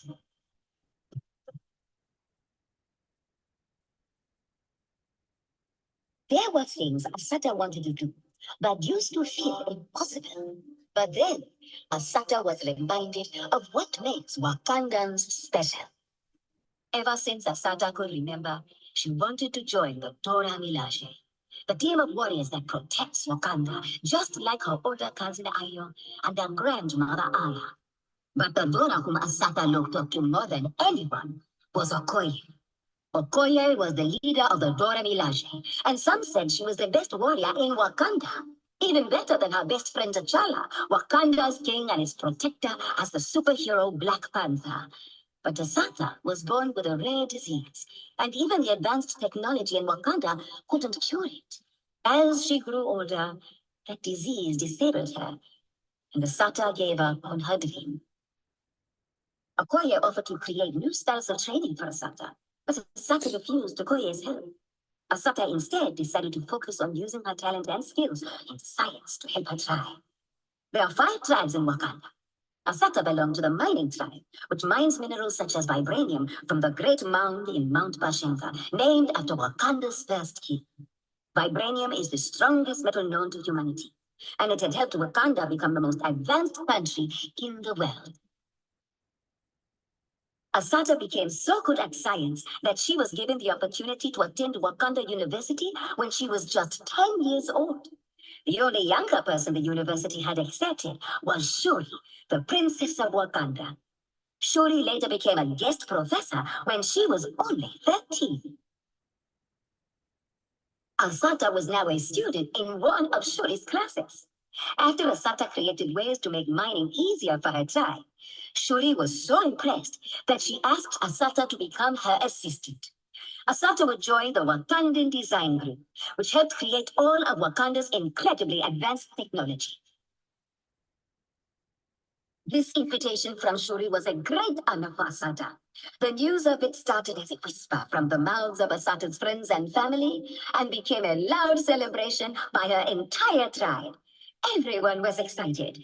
At least everyone, except Asata. Shuri had been one of Asata's idols ever since she'd used special technology to upgrade wheelchairs, walkers, scooters, and other assistive technology for Wakanda's disabled community. Asata loved the idea of using technology to help others. But in her heart, Asata still dreamed of being in the Dora Milaje. She wanted to join the long line of Doras who had bravely protected T'Challa, his father T'Chaka, and the other leaders of Wakanda who held the role of the superhero Black Panther. Should people truly walk away from their dreams just because those dreams feel impossible? Should we follow our greatest dreams even if they feel impossible? Or should we choose an easier dream? Asata asked her classmates what they thought she should do. Of course you should join the Wakandan Design Group. Someone like you can't become a Dora, Papiwe said. Don't Doras have to be able to run and jump and things like that? Nabome asked. You can't fight the enemies of Wakanda in a wheelchair, Ubuka chimed in. Her classmates' words felt like water being poured on the last flames of becoming a Dora that burned inside Asata's heart. Asata carried her pain to a place she often went when she needed to be alone. The Amanzi Kwakahona Ulambo, the river that flows through all of Wakanda. Asata's favorite part was near the Jabari-land border because it had the best views. Asata sat near the river with tears flowing down her cheeks. She decided that she would let her dream flow away like the river in front of her. Tomorrow she would announce that she would accept the offer to join the Wakandan design group and become Shuri's assistant. Suddenly, a large voice came booming Asata's way. How can you shed tears for a view such as this, young one? I won't have it. I won't have it. Asata turned to find Imbaku, the leader of the Jabari tribe, standing beside her. What is wrong? He asked. Asata explained that her dream of becoming a Dora felt impossible because she was disabled. Imbaku considered what Asata had said. Then he asked, what do you think the word impossible means, young one? Impossible means something that can't be done, Asata replied. That is the definition for some, Imbaku said. But for people who refuse to give up on their dreams, impossible simply means you have to find another way to make something possible. You are from the mining tribe, yes? Mbaku asked as he stared at Mount Bachelor. Yes, Asata replied. Your tribe mines vibranium. It's used to make your clothes, the chair you are sitting in, the Black Panther suit, and many other things. Do you think vibranium is what makes Wakanda special? Mbaku asked. Yes, Asata responded, because we are the only ones in the world who have it. No, Mbaku replied. If vibranium was found somewhere else, Wakanda would still be special. Look at me and the rest of the Jabari tribe. We don't even use vibranium or the technology it creates. And we are still the greatest warriors in the world. What makes Wakanda special is its people and our ability to dream even when things seem impossible. Mbaku said, most people thought it was impossible for the world's most advanced country to be a small nation in Africa. Those people might also say it's impossible for a person in a wheelchair to join the Dora Milaje. But Wakandans are not most people. Lord Mbaku, you're right, Asata said. Our Dora's job is not to run, jump, and flip. She's to protect Wakanda. There is no reason for you to tell me what I already know, young one, Mbaku said with a smile. Of course I'm right. Or I would have simply asked you to leave so I could enjoy my favorite view alone. The next day, Asata told Shuri she wanted to become a Dora.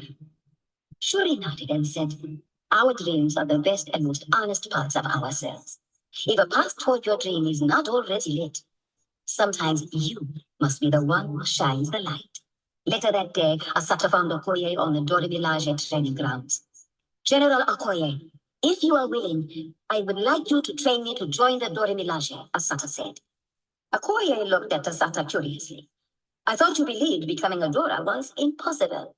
Being disabled means I may have to take paths that are different, but it doesn't mean I shouldn't still follow my dreams, Asata said.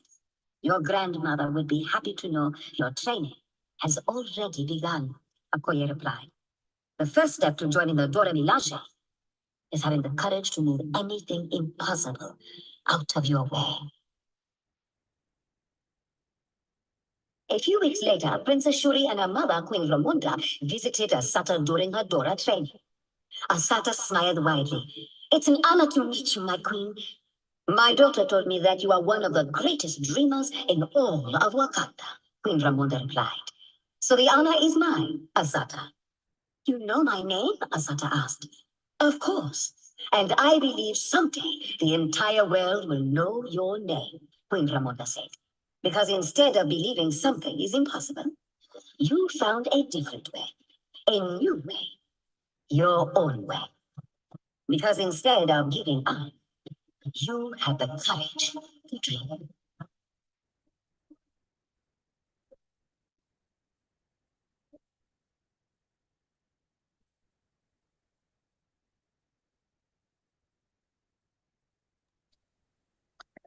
Wow, that was I had to include that one because what is more Afrofuturistic than Wakanda?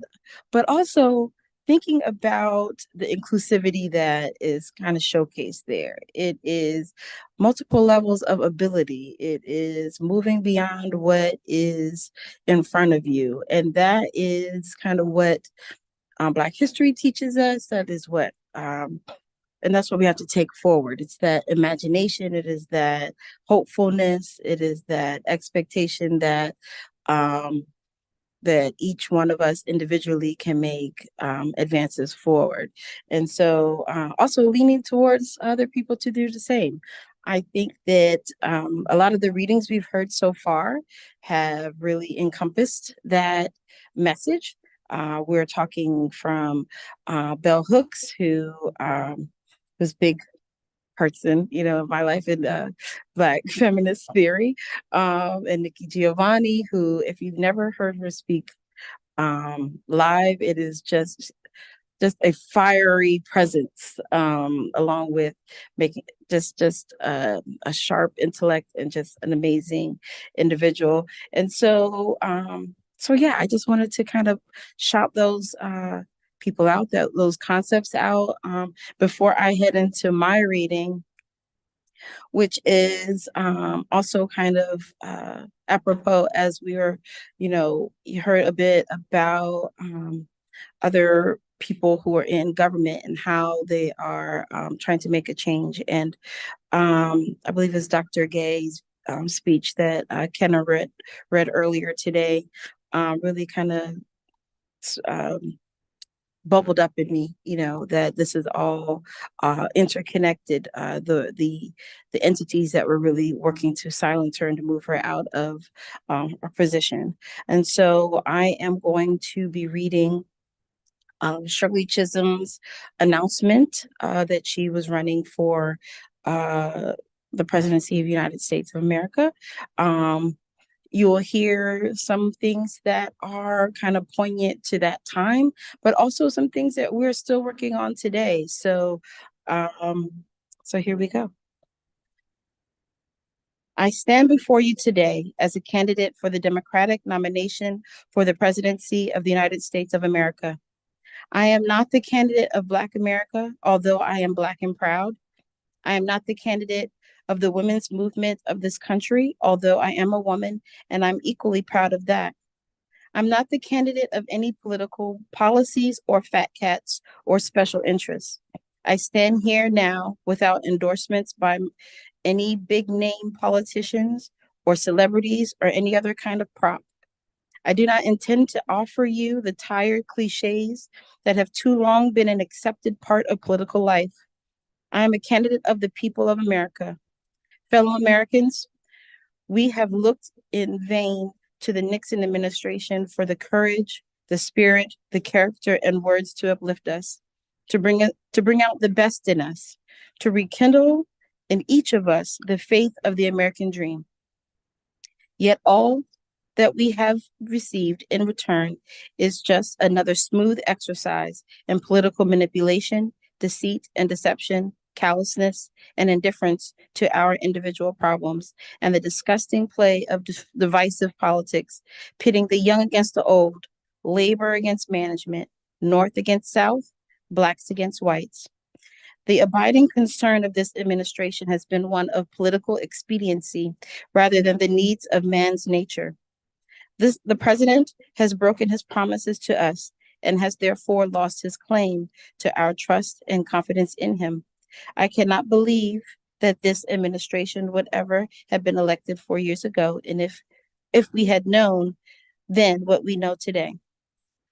What we are entering is a new era in which we must, as Americans, demand stature and size in our national leadership.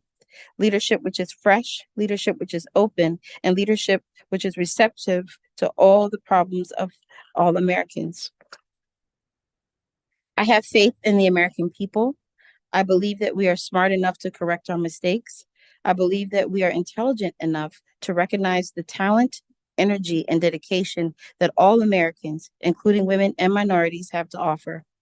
I know from my travels to cities and the small towns of America that we have vast potential, which can and must be put to constructive use in getting this nation together. I know that millions of Americans from all walks of life agree with me that leadership does not mean putting the air to the ground to follow public opinion, but to have the vision of what is necessary and the courage to make it possible. Americans all over are demanding a new sensibility, a new philosophy of government from Washington. Instead of sending spies to snoop on participants of Earth Day, I would welcome efforts of concerned citizens of all ages to stop the abuse of our environment. Instead of watching a football game on television while young people beg for the attention of their president concerning actions abroad, I would encourage them to speak out, organize for peaceful change, and vote in November. Instead of blocking efforts to control the huge amounts of money given political candidates by rich and powerful, I would provide certain limits on such amounts and encourage all Americans of this nation to contribute small sums to the candidates of their choice. Instead of calculating the political cost, this or that policy, and in favor of this or that group, depending on whether or not that group voted for me in 1968, I would remind all Americans that at this hour, the words of Abraham Lincoln, "A house divided cannot stand." We Americans are fellow countrymen. One day, confronting the judgment of our history and our country, we are all God's children, and the will of each of us is as precious as the will of the most powerful general or corporate millionaire. And my presence before you now symbolizes an era in American political history. I've always earnestly believed that the great potential of America, I've always believed in the great potential of America. Our constitutional democracy will soon celebrate its 200th anniversary, effective testimony to the longevity of our cherished Constitution and its unique Bill of Rights, which continuously give the world an aspirational message of freedom and liberty. I do not believe that in 1972, the great majority of Americans will continue to harbor such narrow and petty prejudices. I am convinced that the American people are in a mood to discard the politics and political personalities of the past. I believe that they will show in 1972 and thereafter that they intend to make independent judgments on the merits of a particular candidate based on that candidate's intelligence, character, physical ability, competence, integrity, and honesty. It is, I feel, the duty of responsible leaders in this country to encourage and maximize, not to dismiss and minimize such judgment. Our will can create a new America in 1972, one where there's freedom of choice and one where there's freedom from violence and war at home and abroad, where there's freedom from poverty and discrimination, where there exists at least a feeling that we are making progress in ensuring everyone gets medical care and employment and decent housing, where we most decisively clean up our streets, our water, and our air. We work together, Black and white, to rebuild our neighborhoods and to make our city twice as attractive and efficient, and fundamentally where we live in the confidence that every man and every woman in America has, at long last, the opportunity to become all that he was created of being, such as his ability. In conclusion, all of you who share this vision, from New York to California, from Wisconsin to Florida, are brothers and sisters on the road to national unity and a new America. Those of you who were locked outside the convention hall in 1968, those of you who can now vote for the first time, those of you who agree with me that the institutions of this country belong to all the people who inhabit it, and those of you who have been neglected, left out, ignored, forgotten, or shunned for whatever reason, give me your help at this hour. So I think that one had a lot was going on, right?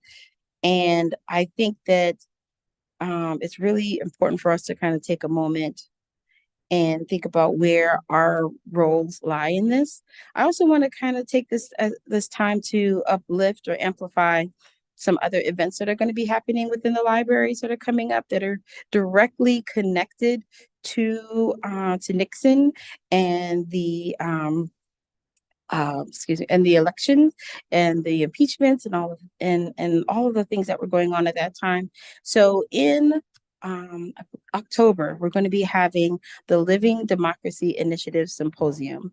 That's where we're going to have great thought leaders who really spoke up for, or continue to speak up and keep the conversation alive as we consider what democracy means and how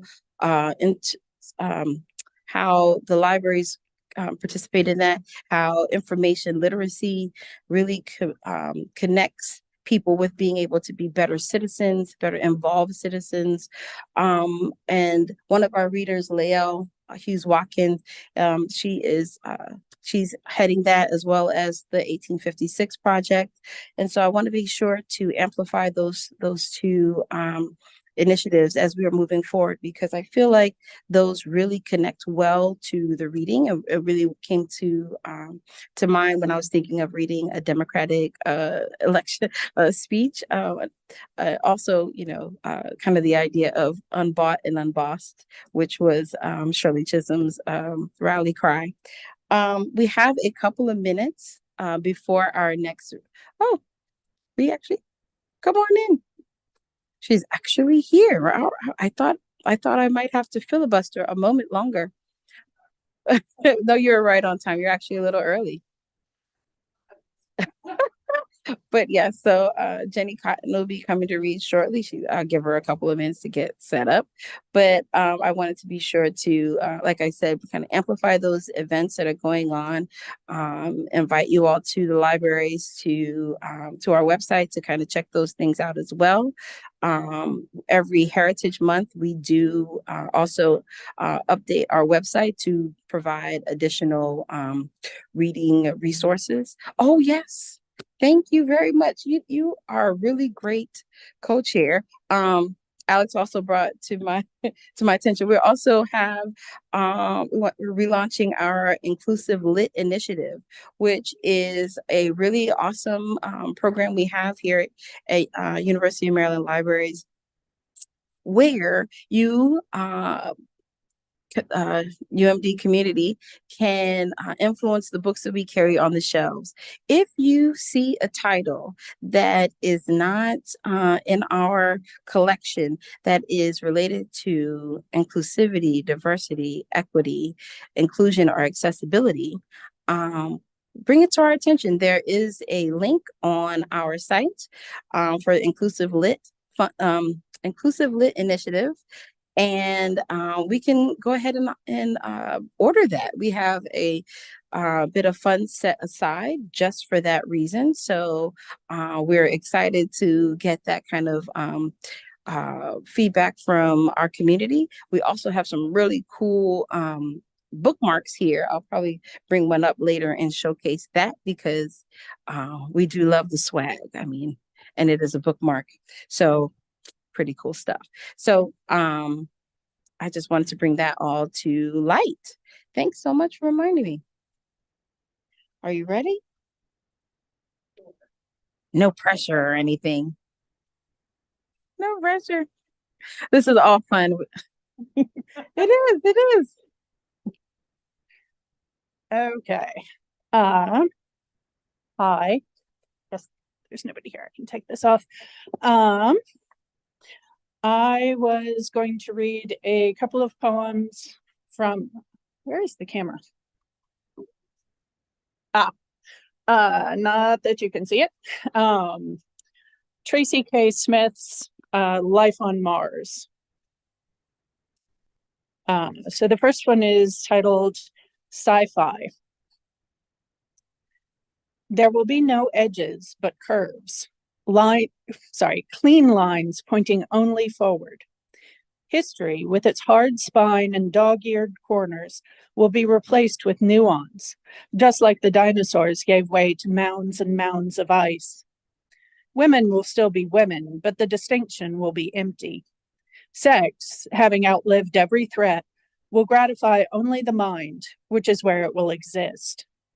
For kicks, we'll dance ourselves before mirrors studded with golden bulbs. The oldest among us will recognize that glow, but the word sun will have been reassigned to a standard uranium neutralizing device found in households and nursing homes. And yes, we'll live to be much older, thanks to popular consensus. Weightless, unhinged, eons from even our own mood will drift in the haze of space, which will be, once and for all, scrutable and safe.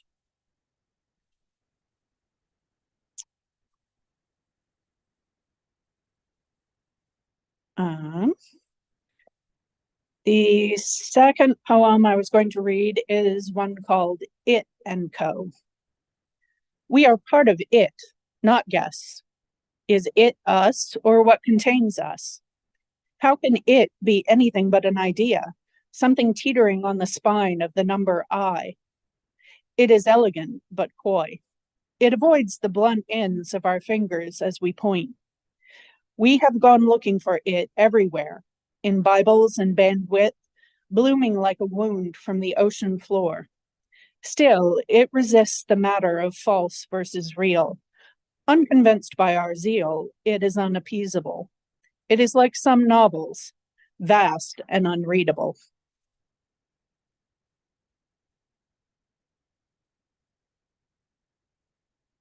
Okay. I think okay. Hopefully there's no clock here, so, or at least not that I can see. So hopefully I'm not going over my time. Cool. Then I have two more. This one is called The Universe as Primal Scream. 5 p.m. on the nose. They open their mouths and it rolls out, high, shrill, and metallic. First the boy, then his sister. Occasionally, they both let loose at once, and I think of putting on my shoes to go up and see whether it is merely an experiment their parents have been conducting upon the good crystal, which must surely lie shattered to dust on the floor. Maybe the mother is still proud of the 4 pink lungs she nursed to such might. Perhaps, if they hit the magic decibel, the whole building will lift off and will ride to glory like Elijah. If this is it, if this is what their cries are cocked toward, let the sky pass from blue to red to molten gold to black. Let the heaven we inherit approach. Whether it is our dead in Old Testament robes or a door opening onto the roiling infinity of space, whether it will bend down to greet us like a father or swallow us like a furnace. I'm ready to meet what refuses to let us keep anything for long. What teases us with blessings, bends us with grief. Wizard, thief, the great wind rushing to knock our mirrors to the floor, to sweep our short lives clean. How mean our racket seems beside it. My stereo on shuffle. The neighbor chopping onions through a wall. All of it just a hiccup against what may never come for us. And the kids upstairs still at it, screaming like the dawn of man, as if something they have no name for has begun to insist upon being born. And, there it is. Last one. The Universe, original motion picture soundtrack. The first track still almost swings. Hi-hat and snare, even a few bars of sax, the stratosphere will singe out soon enough. Synthesized strings. Then something like cellophane breaking in as if snagged to a shoe. Crinkle and drag. White noise, black noise. What must be voices bob up, then drop, like metal shavings in molasses. So much for us. So much for the flags we bored into planets dry as chalk, for the tin cans we filled with fire and rode like cowboys into all we tried to tame. Listen. The dark we've only ever imagined, now audible, thrumming, marbled with static like bristly meat. A chorus of engines churns. Silence taunts, a dare. Everything that disappears, disappears as if returning somewhere. And that is all. Thank you.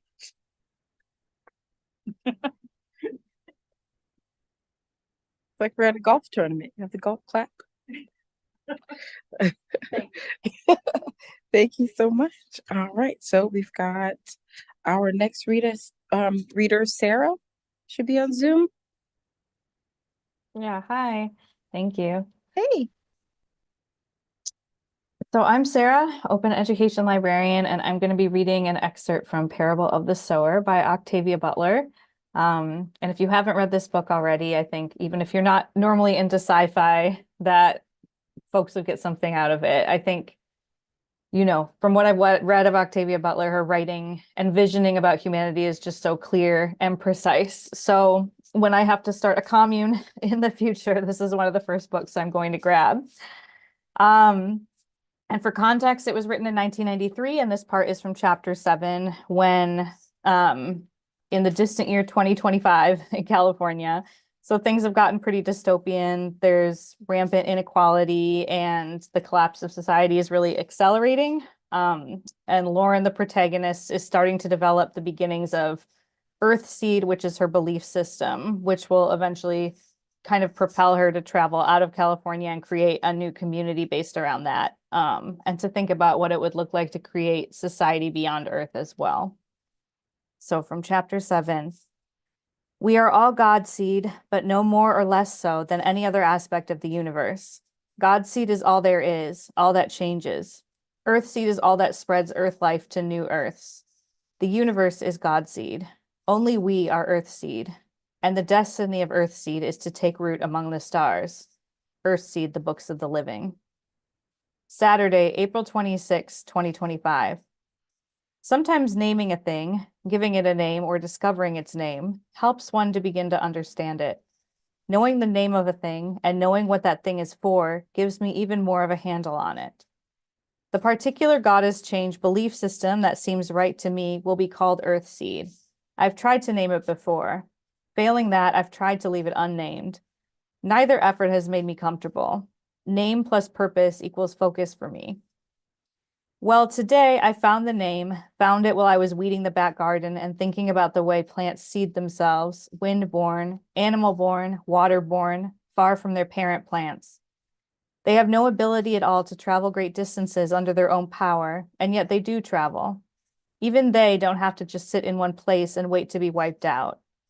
There are islands thousands of miles from anywhere, the Hawaiian Islands, for example, and Easter Island, where plants seeded themselves and grew long before any humans arrived. Earthseed. I am Earthseed. Anyone can be. Someday, I think there will be a lot of us, and I think we'll have to seed ourselves farther and farther from this dying place. I've never felt that I was making any of this up, not the name, Earthseed, not any of it.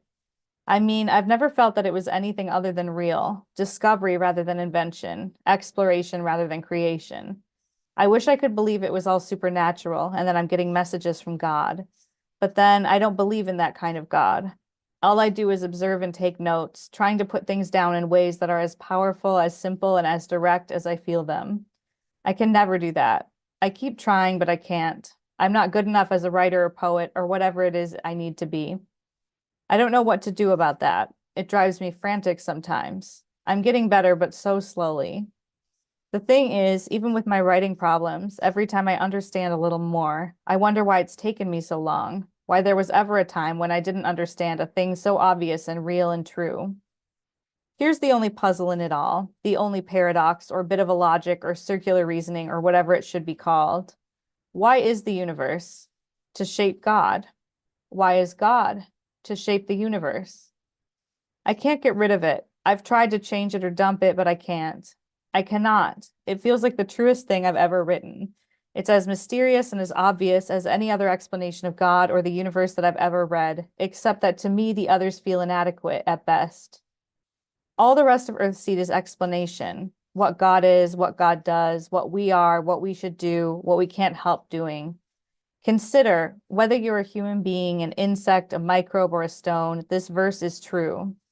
All that you touch, you change. All that you change, changes you. The only lasting truth is change. God is change. I'm going to go through my old journals and gather the verses I've written into one volume. I'll put them into one of the exercise notebooks that Corey hands out to the older kids now that there are so few computers in the neighborhood. I've written plenty of useless stuff in those books, getting my high school work out of the way. Now I'll put one to better use. Then someday when people are able to pay more attention to what I say than to how old I am, I'll use these verses to pry them loose from the rotting past and maybe push them into saving themselves and building a future that makes sense.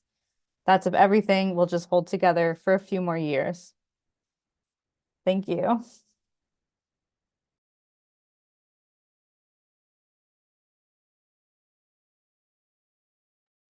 Thank you so much, Sarah. And now we have Drew Parker. Thank you, Aneka. And thank you, Sarah, for the Octavia Butler. That's one of my favorite books as well. What I'd like to read today is words from Frederick Douglass on his self-designated birthday. Douglass chose Valentine's Day for his birthday because right before his mother was sold off, she gave him a heart-shaped cake. And so he chose Valentine's Day for his birthday because he did not know his birthday. And the other thing I learned today from Twitter is that Nicole Hannah-Jones, author of the 1619 Project, said that Frederick Douglass was the greatest American. No disagreement from me. This passage from Frederick Douglass is from his speech from 1852, so 9 years before the Civil War. And it is entitled, "What to the Slave is the 4th of July?" At a time like this, scorching irony, not convincing argument is needed. Oh, had I the ability and could reach the nation's ear, I would today pour out a fiery stream of biting ridicule, blasting reproach, withering sarcasm, and stern rebuke. For it is not light that is needed, but fire. It is not the gentle shower, but thunder. We need the storm, the whirlwind, and the earthquake. The feeling of the nation must be quickened. The conscience of the nation must be roused. The propriety of the nation must be startled. The hypocrisy of the nation must be exposed, and the crimes against God and man must be proclaimed and denounced. What to the American slave is your 4th of July? I answer, a day that reveals to him more than any other days in the year the gross injustice and cruelty to which he is the constant victim. To him, your celebration is a sham, your boasted liberty an unholy license, your national greatness swelling vanity. Your sounds of rejoicing are empty and heartless, your denunciations of tyrants, brass-fronted impudence. Your shouts of liberty and equality, hollow mockery. Your prayers and hymns, your sermons and thanksgivings, with all of your religious parade and solemnity, are to him mere bombast, fraud, deception, impiety, and hypocrisy, a thin veil to cover up crimes which would disgrace a nation of savages. There is not a nation on the earth guilty of practices more shocking and bloody than are the people of these United States at this very hour. Go where you may, search where you will, roam through all the monarchies and despotisms of the old world, travel through South America, search out every abuse, and when you have found the last, lay your facts side by side with the everyday practices of this nation, and you will say with me that for revolting barbarity and shameless hypocrisy, America reigns without rival. Behold, the practical operation of this internal slave trade, the American slave trade, sustained by American politics and American religion. Here you will see men and women reared like swine for the market. You know what is a swine drover. I will show you a man drover. They inhabit all of our southern states. Follow the drove to New Orleans, attend the auction, see men examined like horses, see the forms of women rudely and brutally exposed to the shocking gaze of American slave buyers. See this drove sold and separated forever. And never forget the deep, sad sobs that arose from that scattered multitude. Tell me, citizens, where under the sun you can witness a spectacle more fiendish and shocking? Yet this is but a glance at the American slave trade as it exists at this moment in the ruling part of the United States. Once again, that was a speech from Frederick Douglass in 1852. I want to share just one other excerpt from a speech that I found just today when looking through speeches of Frederick Douglass. Actually, this was read by Jeffrey Wright in an HBO documentary about Frederick Douglass's speeches. And because I'm a nerd, I watched that and I remembered that they had some really good speeches. And so I went and looked, and they had a nice little study guide, and I found this name of the speech, and I went and looked at the speech, and it is like 20 pages long. I'm only going to read you a paragraph. But this paragraph is very apropos of this moment. Douglass wrote this in 1894. Lessons of the Hour, it's entitled. And he gave this speech in DC, 1894. Strange things have happened of late and are still happening. Some of these tend to dim the luster of the American name and chill the hopes once entertained for the cause of American liberty. He is a wiser man than I am, who can tell how low the moral sentiment of this republic may yet fall. When the moral sense of a nation begins to decline and the wheel of progress to roll backward, there is no telling how low the one will fall, or here the other may stop.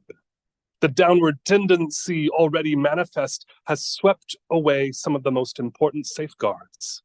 The Supreme Court has surrendered state sovereignty.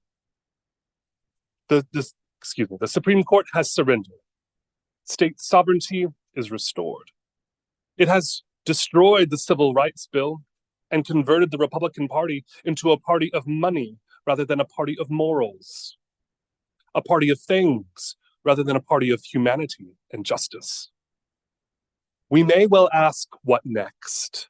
The pit of hell is said to be bottomless. Principles which we all thought to have been firmly and permanently settled by the late war have been boldly assaulted and overthrown by the defeated party. Rebel rule, the Confederacy, is now complete in many states and is gradually capturing the nation's Congress. He's, of course, talking about Reconstruction and how Reconstruction was being rolled back. And so then he says, the cause lost in the war is the cause regained in peace. And the cause gained in war is the cause lost in peace. There was a threat made long ago by an American statesman that the whole body of legislation enacted for the protection of American liberty and to secure the results of the war for the Union should be blotted from the national statute book. That threat is now being sternly pursued and may yet be fully realized.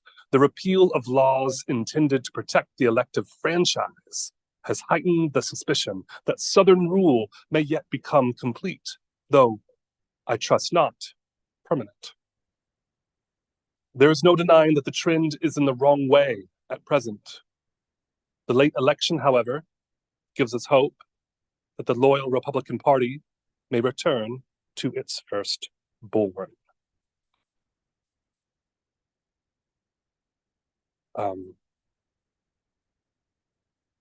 Excuse me. So I'm going to try to end on a poetic note. These are poems by Natasha Trethewey, who won the Pulitzer Prize. This book I'm reading from is called Native Guard. When I was in grad school here about a decade ago, I skipped class to see her read poetry. And then I bought a book of poetry from her. I think maybe this one.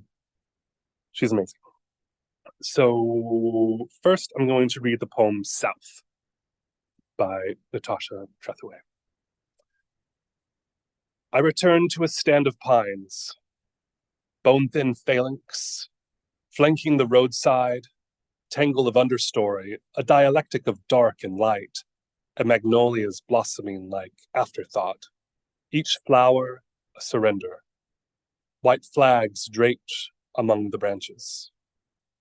I returned to Land's End, the swath of coast clear-cut and buried in sand, mangrove, live oak, gulfweed, raised and replaced by thin palms, palmettos, symbols of victory or defiance, over and over, marking this vanquished land.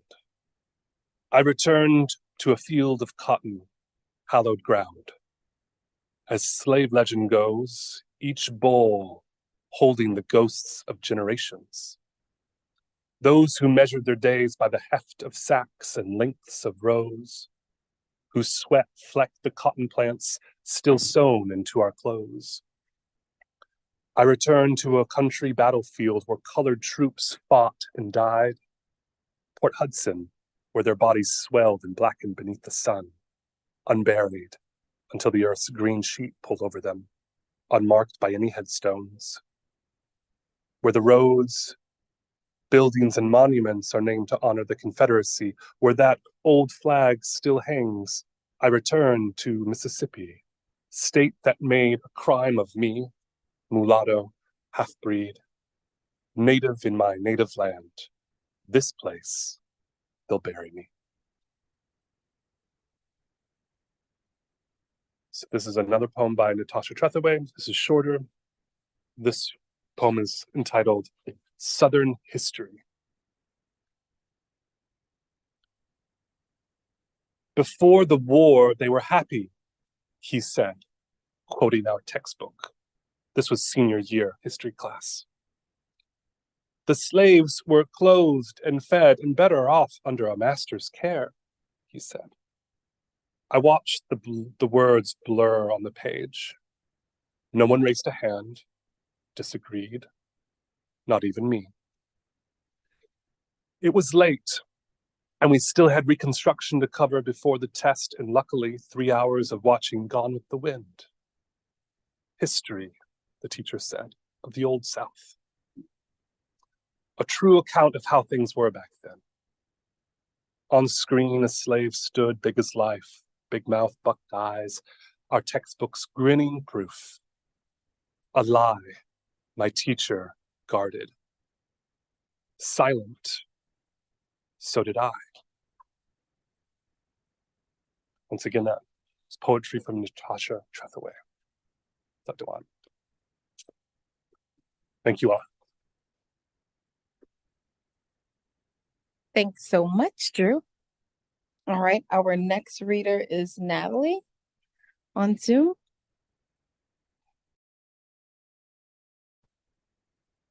Hey, everybody. Thanks for letting me slide in last minute here.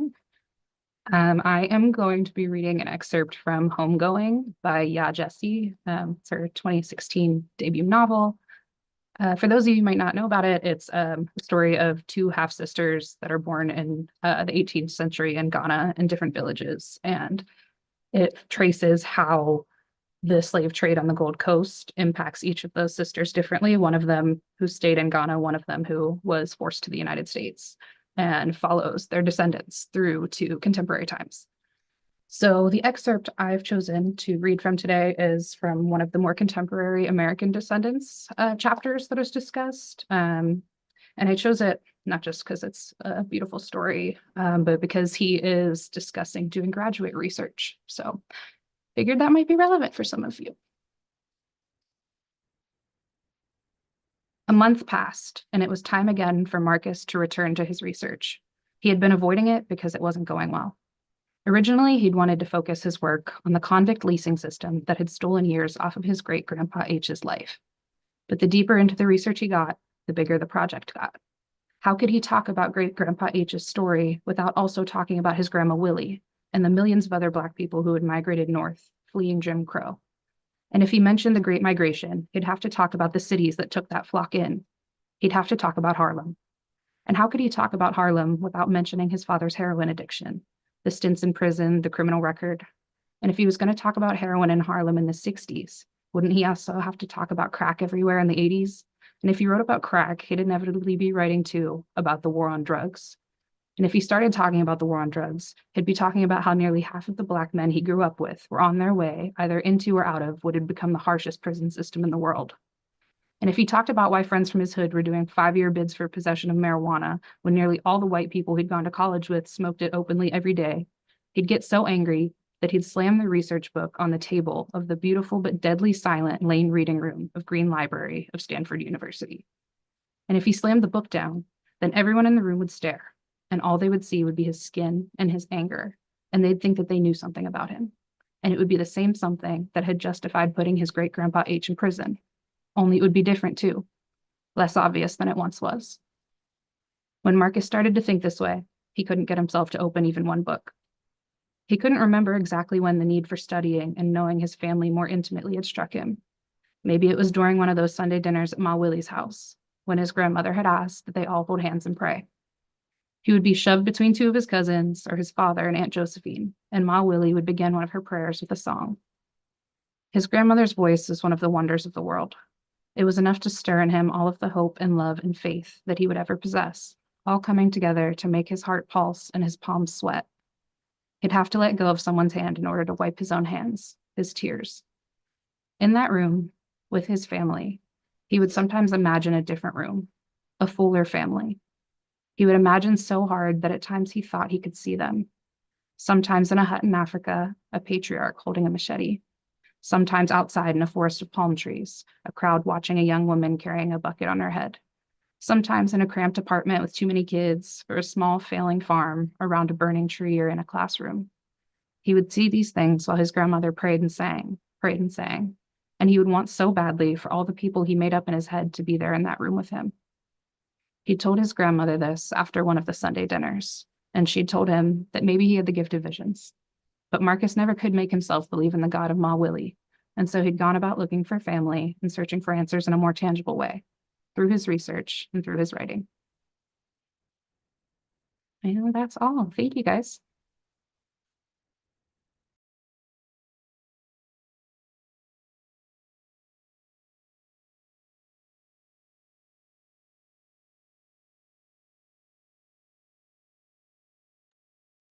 I love the excitement of being live.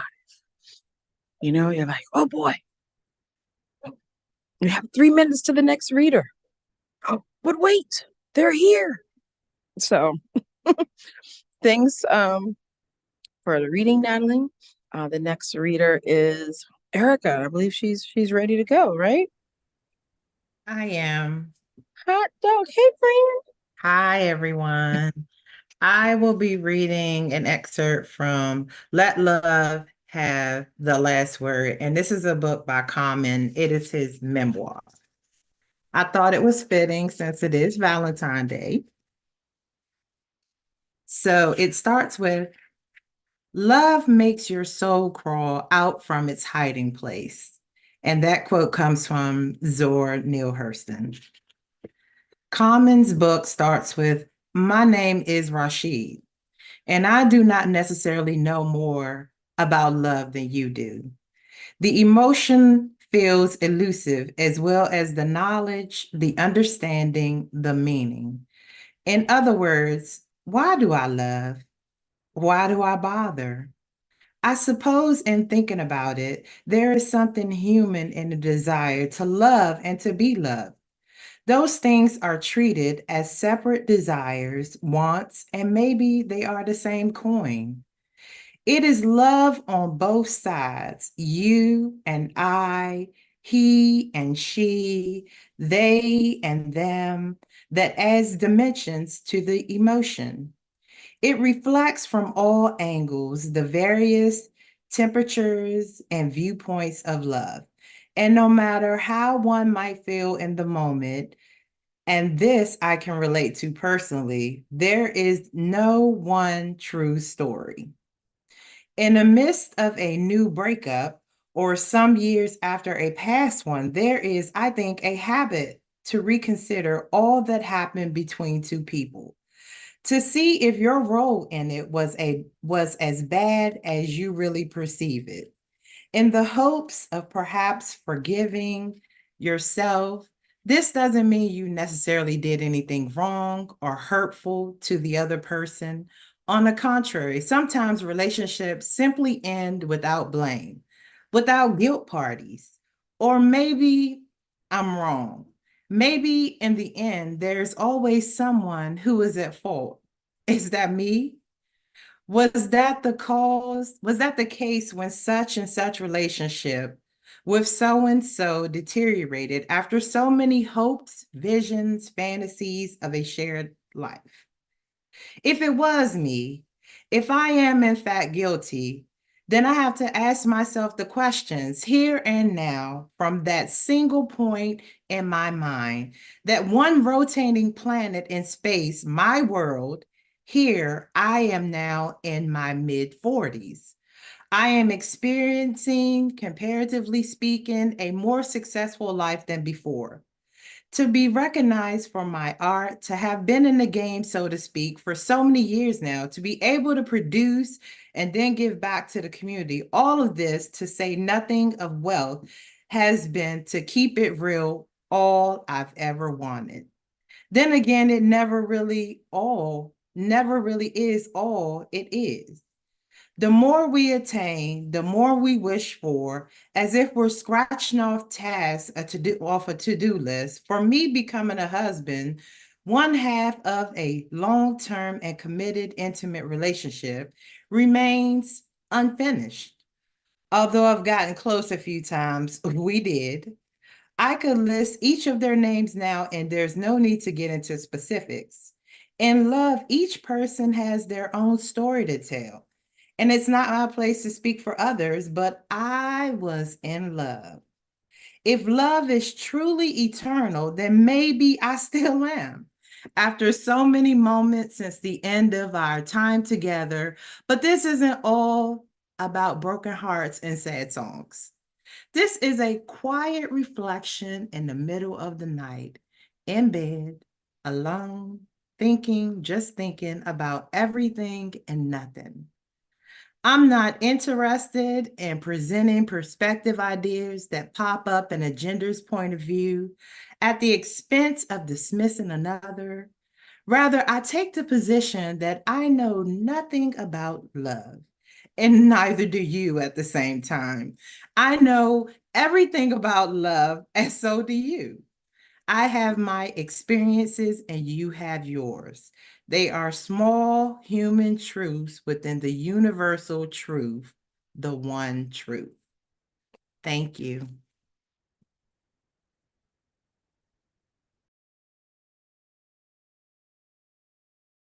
Unmute.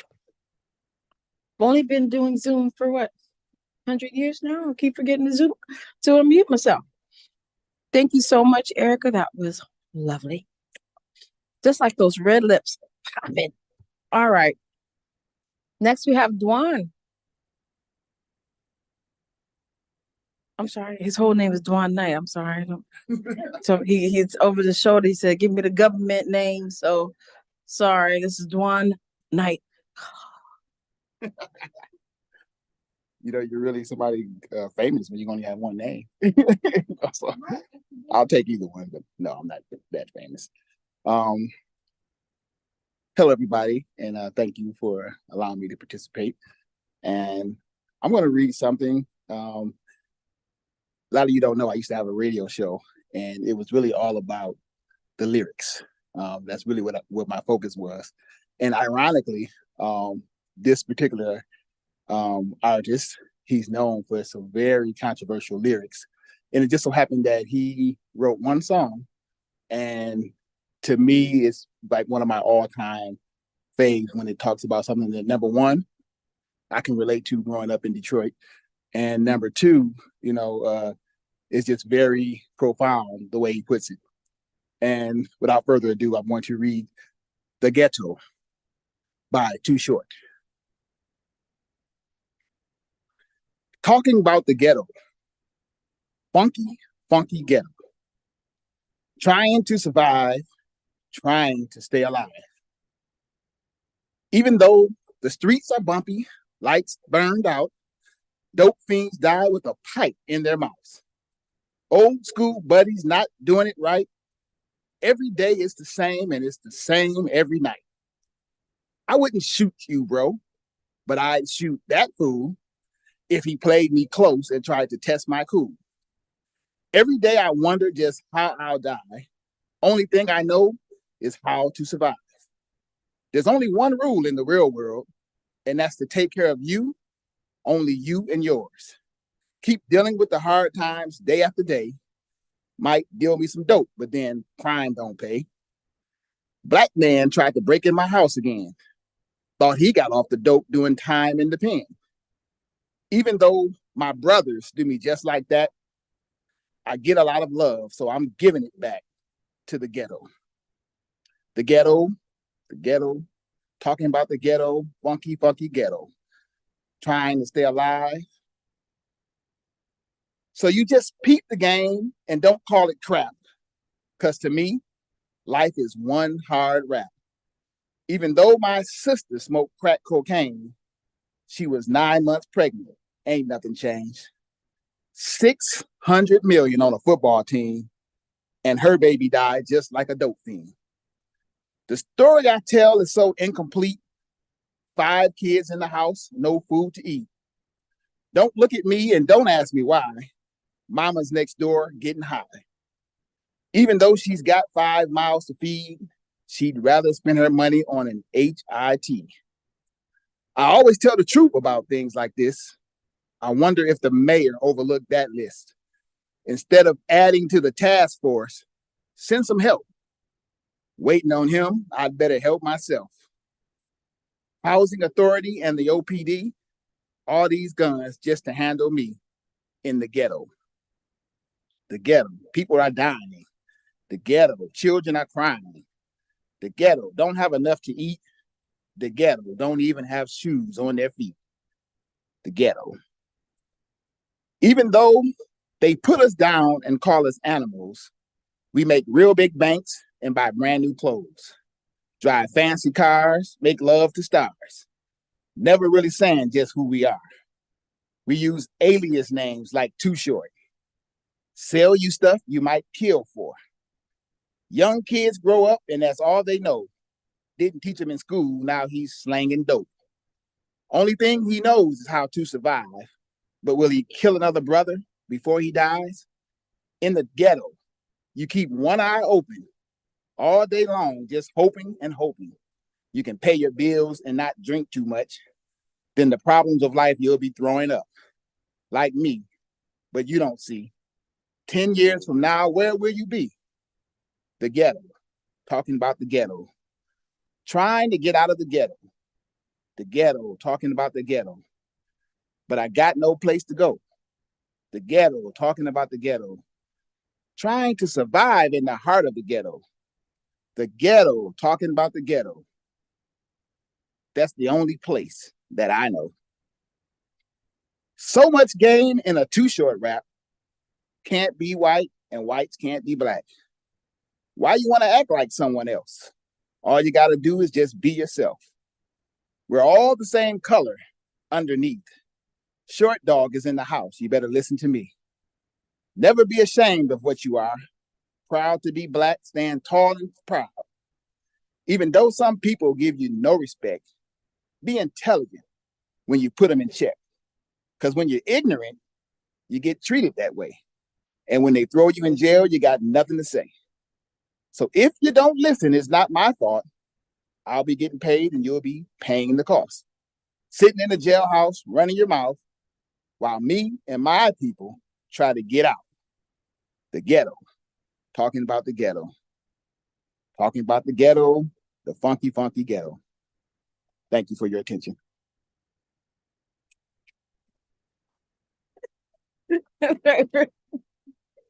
Yes, I mean, it's so different to hear that without the music in the background.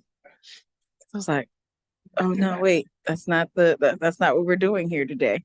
But thank you so much, Dawn. Well, thanks everyone. I really appreciate the readings today. Like this is I learned something new every year, and I really appreciate everyone's contributions and to read, the intellectual property and creations from other artists. I mean, listening to, I guess I'm in grad school, so I kind of think of art a bit more expansively than just what is put on canvas or to music. The art of putting together words is what is authors and thought leaders do. But I'm generally in awe of it. Just the way that you paint a picture with words, you paint a picture of your existence, you paint a picture of what you would love to see. You would paint a picture of hypocrisy. I was having a conversation with someone who was asking me, does art reflect society, or does society reflect art? And I was just like, it's kind of like when you're in the water, near the water, and you're looking at the horizon, and you don't know, the sun looks like, or the sky looks like it reflects the water, and the water looks like it reflects the sky. Which one is reflecting the other? And you sit and you ponder that for a moment, but at the same time, you're like, I'm oriented by knowing which is which, and that teaches me where I stand and where I might move, how I might move in this world. That's kind of just what stuck with me from that conversation and everybody's readings today. We've got a few more clips to play that I think will really kind of take us out on a really wonderful note to think about how we might, in John Lewis's words, be good trouble, make good trouble, be the change that you want to see, know that you are empowered to do that, to be brave, to be bold, and to think forward, not just in what you see before you, but what the possibilities are. And I think that one of the cool things with Afrofuturism being the theme, and a lot of Gen Xers and millennials, we talk about everything that we saw in sci-fi is kind of around us, right? We've got robots that talk to us. I had a robot bring me food or take away my refuse from a restaurant. We've got cars that park themselves, and we've got all these things. Star Wars was a breakout. Not Star Wars, I'm sorry. Star Trek was really really a breakout television show, because it showed people from all different kinds of nationalities working together in space. Giving people the idea that, hey, you could, no matter what your race, nationality, religion was, you can go and do science stuff, go to space. I mean, don't be yeoman blank name, because you're not going to make it back from the away team, but you could be on the ship, you could be on Enterprise. And so that's kind of what's brought us to here. So anyway, that's my thought. Thank you again, everyone, for joining us today for the Read-a-thon. It has been a joy. Yeah, we're just gonna close on out, just right off to the sunset with some things playing. Yeah, let's start with Lovey, the sorceress of the side-eye. Ajayi Jones, and she's gonna talk about being a troublemaker, being a professional troublemaker.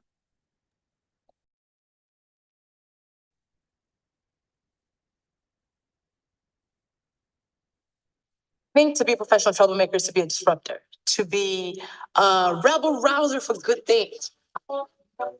I'm Lovey Ajayi. I'm an author, speaker, professional troublemaker, and lover of all things pop culture.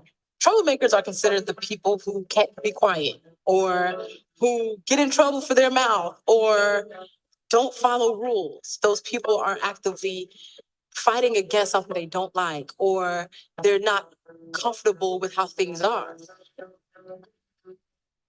You have to be an agitator to be a trailblazer. The reason why you're a trailblazer is because nobody has done what you've done yet. For you to have the nerve to do whatever that is, some people actually probably considered it trouble. Somebody probably said, you know what? You're somebody who disrupts the room. However, that disruption changes history. It changes the world. It changes what we think is possible. So yeah, you actually have to be a troublemaker before you can become a trailblazer. Sometimes we think breakthroughs are these massive like life disruptions, but I think breakthroughs can be little moments that capitalize something bigger. One of my breakthroughs would probably be in 2012 when I got credentialed to do press coverage at the Academy Awards. That was a powerful moment. But before then, I was having smaller breakthroughs, like when somebody who was reading my blog sent me a note and said the reason why they weren't crying when they were in the waiting room as their mom got chemotherapy was because they were reading my blog. And we have very small moments like that that affirm our journey, but we don't give it a lot of grace and credit. The truth can cut through a lot of noise, especially in rooms where you might feel like you don't have a voice. And I feel like a lot of us who have power in rooms need to actually also tell the truth. You know, I think about people like Tarana Burke, who was like, I'm gonna actively put this pain, these painful pasts of mine, and put it on display and tell people about it because I want to make sure that they know that they are part of a global community of women who've gone through the same thing. My hope is that if more of us start telling the truth, we just inspire this domino effect where it's like, you know what? I'm actually walking into the room expecting that what I'm getting is honesty. I feel like pop culture literacy is important, where we understand that certain things that we're seeing are not real, like reality TV shows. A lot of times they're not that real. They actually have writer credits now. You know, when we see people's lives on social media and we compare ourselves to them, not understanding that we're seeing the highlight reel. So you're comparing yourself to that person's highlight reel and thinking you are somebody who's less than because you're seeing them in all their glitz and glamour with the makeup on at these great events, not seeing the times they're just sitting at home behind the computer screen doing work. Start where you are. Sometimes we think because we might have maybe just 1,000 followers that we don't have platforms where people listen to us. In our everyday lives, people listen to us, our friends, our siblings, our cousins, our parents. What are we doing with those platforms before we start thinking about what we're doing with our Instagram and Twitter and Facebook platforms? A lot of times we fight things that we have that are gifts. I didn't call myself a writer for 9 years after I started blogging because I was so afraid of when I finally call myself a writer, it means I actually have to own this title. It means I don't have excuses anymore, and it means I could fail. When I finally started calling myself a writer, everything that I was afraid of basically got moved out the way, and I was like, oh, I can actually make a career out of this. I can make a living out of this. I can buy shoes. And it was a lesson for me that my greatest fears were never really valid. Sometimes the things that we're afraid of, that fear itself is bigger than the thing we are afraid of. When people say about like my brand became such a buzzword. I think your brand is what people are saying about you when you're not in the room. I want people when I'm not in the room to be like, yo, she is a truth teller. She's somebody who cares about the world. She made me laugh while she was doing it. And even though she's the side-eye sorceress, I see how thoughtful she is about everything that she does. When I talk about my brand, I really talk about me and how I want people to see me and talk about me when I'm not there. Brought to you by Icebreakers. Breakthrough.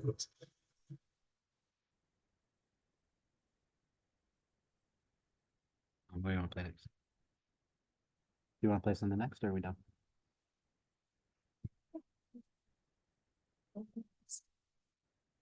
These options.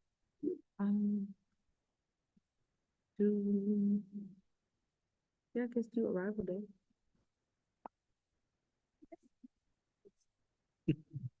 Once upon a time, I read this thing that Assata Shakur said. She said, Black revolutionaries do not drop from the moon. We are created by our conditions. Now, I think she meant that as something of a metaphor, but I'm an Afrofuturist, so when I read Black revolutionaries do not drop from the moon, I thought, but what if they did? So this poem is a true story from the future, and it's about that. It's called Arrival Day. It happened under cover of night or early morning, depending on who you ask. The hour when the press stops running, when the baker arrives and unlocks the door. The cables came down, silent and charcoal, matte and slithering. They hit the earth and coiled at the foot of a tree on a bus stop bench atop a mound of cigarette butts in front of the dialysis center. Later, when the NASA boys looked for footage of the arrival, surely some security camera in some parking lot somewhere in America, that hour was all blank, everywhere all blank, like as if each of them had a magnet for a beating heart, their veins murmuring, clear it away, until the tape was empty. In the years before, when hateful men warned of the coming, crushing aluminum cans in their hands while their friends threw darts, or in rowboats tying flies, they spoke only of darkness. Their eyes will be dirt, the men said, and they will cover the windows with tar in the places where we talk to God. They will seize our daughters who will return to us in rags, holding mud babies and asking for a room to sleep. The hateful men and their wives wore reading glasses and drank cinnamon tea on the days when they wrote letters to each other about how the coming people would steal, how they loved the sound of grinding teeth in place of real music, how the girl ones were greedy and lustful and felt no pain but made endless noise, and how small ones could trick you, looking like children, but their skin was mercury and they could not be shot dead, so do not fall for it. They wrote their letters on glass and plastic and metal. They said, they are coming and they will paint everything black. So they had no words for the moon people when they did come. And the moon people cannot be captured. Camera lenses looking on them turn to salt and cast white trails across the eyelids of the looker. And moon people were dressed in every color. They wore saffron yellow and cool cigarette green and Georgia clay red. And they wore violet. And they were loud as their hands worked, hammering the iron of the jail cell doors into lovely rock curls and bicycle chains, smashing the fare boxes at the train stations into wind chimes and bowing low to the passengers as they entered, some sashaying through the turnstile, some dropping it low as they went underneath. They sang. The moon people had been listening all this time, and they knew all about Sam Cooke and Aretha Franklin and Mahalia Jackson and Marvin Gaye and Missy Elliott, and they sang while they smashed a bottle on the squad cars, a Hennessy bottle or a Coke or a pressed kale juice, whatever was near enough to say, this here is christened a new thing. And they drove them down my street and your street and your street, the tires painted to look like vinyl 45s, and the children tied yarn and ribbons to the windshield wipers, and the moon people turned them on high so that as they drove, the colors waved in the sunlight, which was now streaming so clearly onto the porch where I sat, rubbing the rusting chain of the swing and thinking of grass. When the boy down the street, who in smaller days I walked to school when his mother worked early, who loved lime popsicles the best, who danced his way from his own porch to the basketball court in the afternoon, who the police had recently declared a man, stopping him mid-two-step to ask questions he could not answer because the query beneath each of them was, why are you alive? And none of us can say. That boy, he came to me and he walked up the steps where the paint is peeling and he knelt at my side. And I did not look him in the eye. Instead, I watched a firefly, the first of the summer, land on his left shoulder, and I thought, here are two glowing ones. But he did not notice, only held my hand and told me, we are free now. And I could not believe I had lived to see it. The promised light descended to us at last.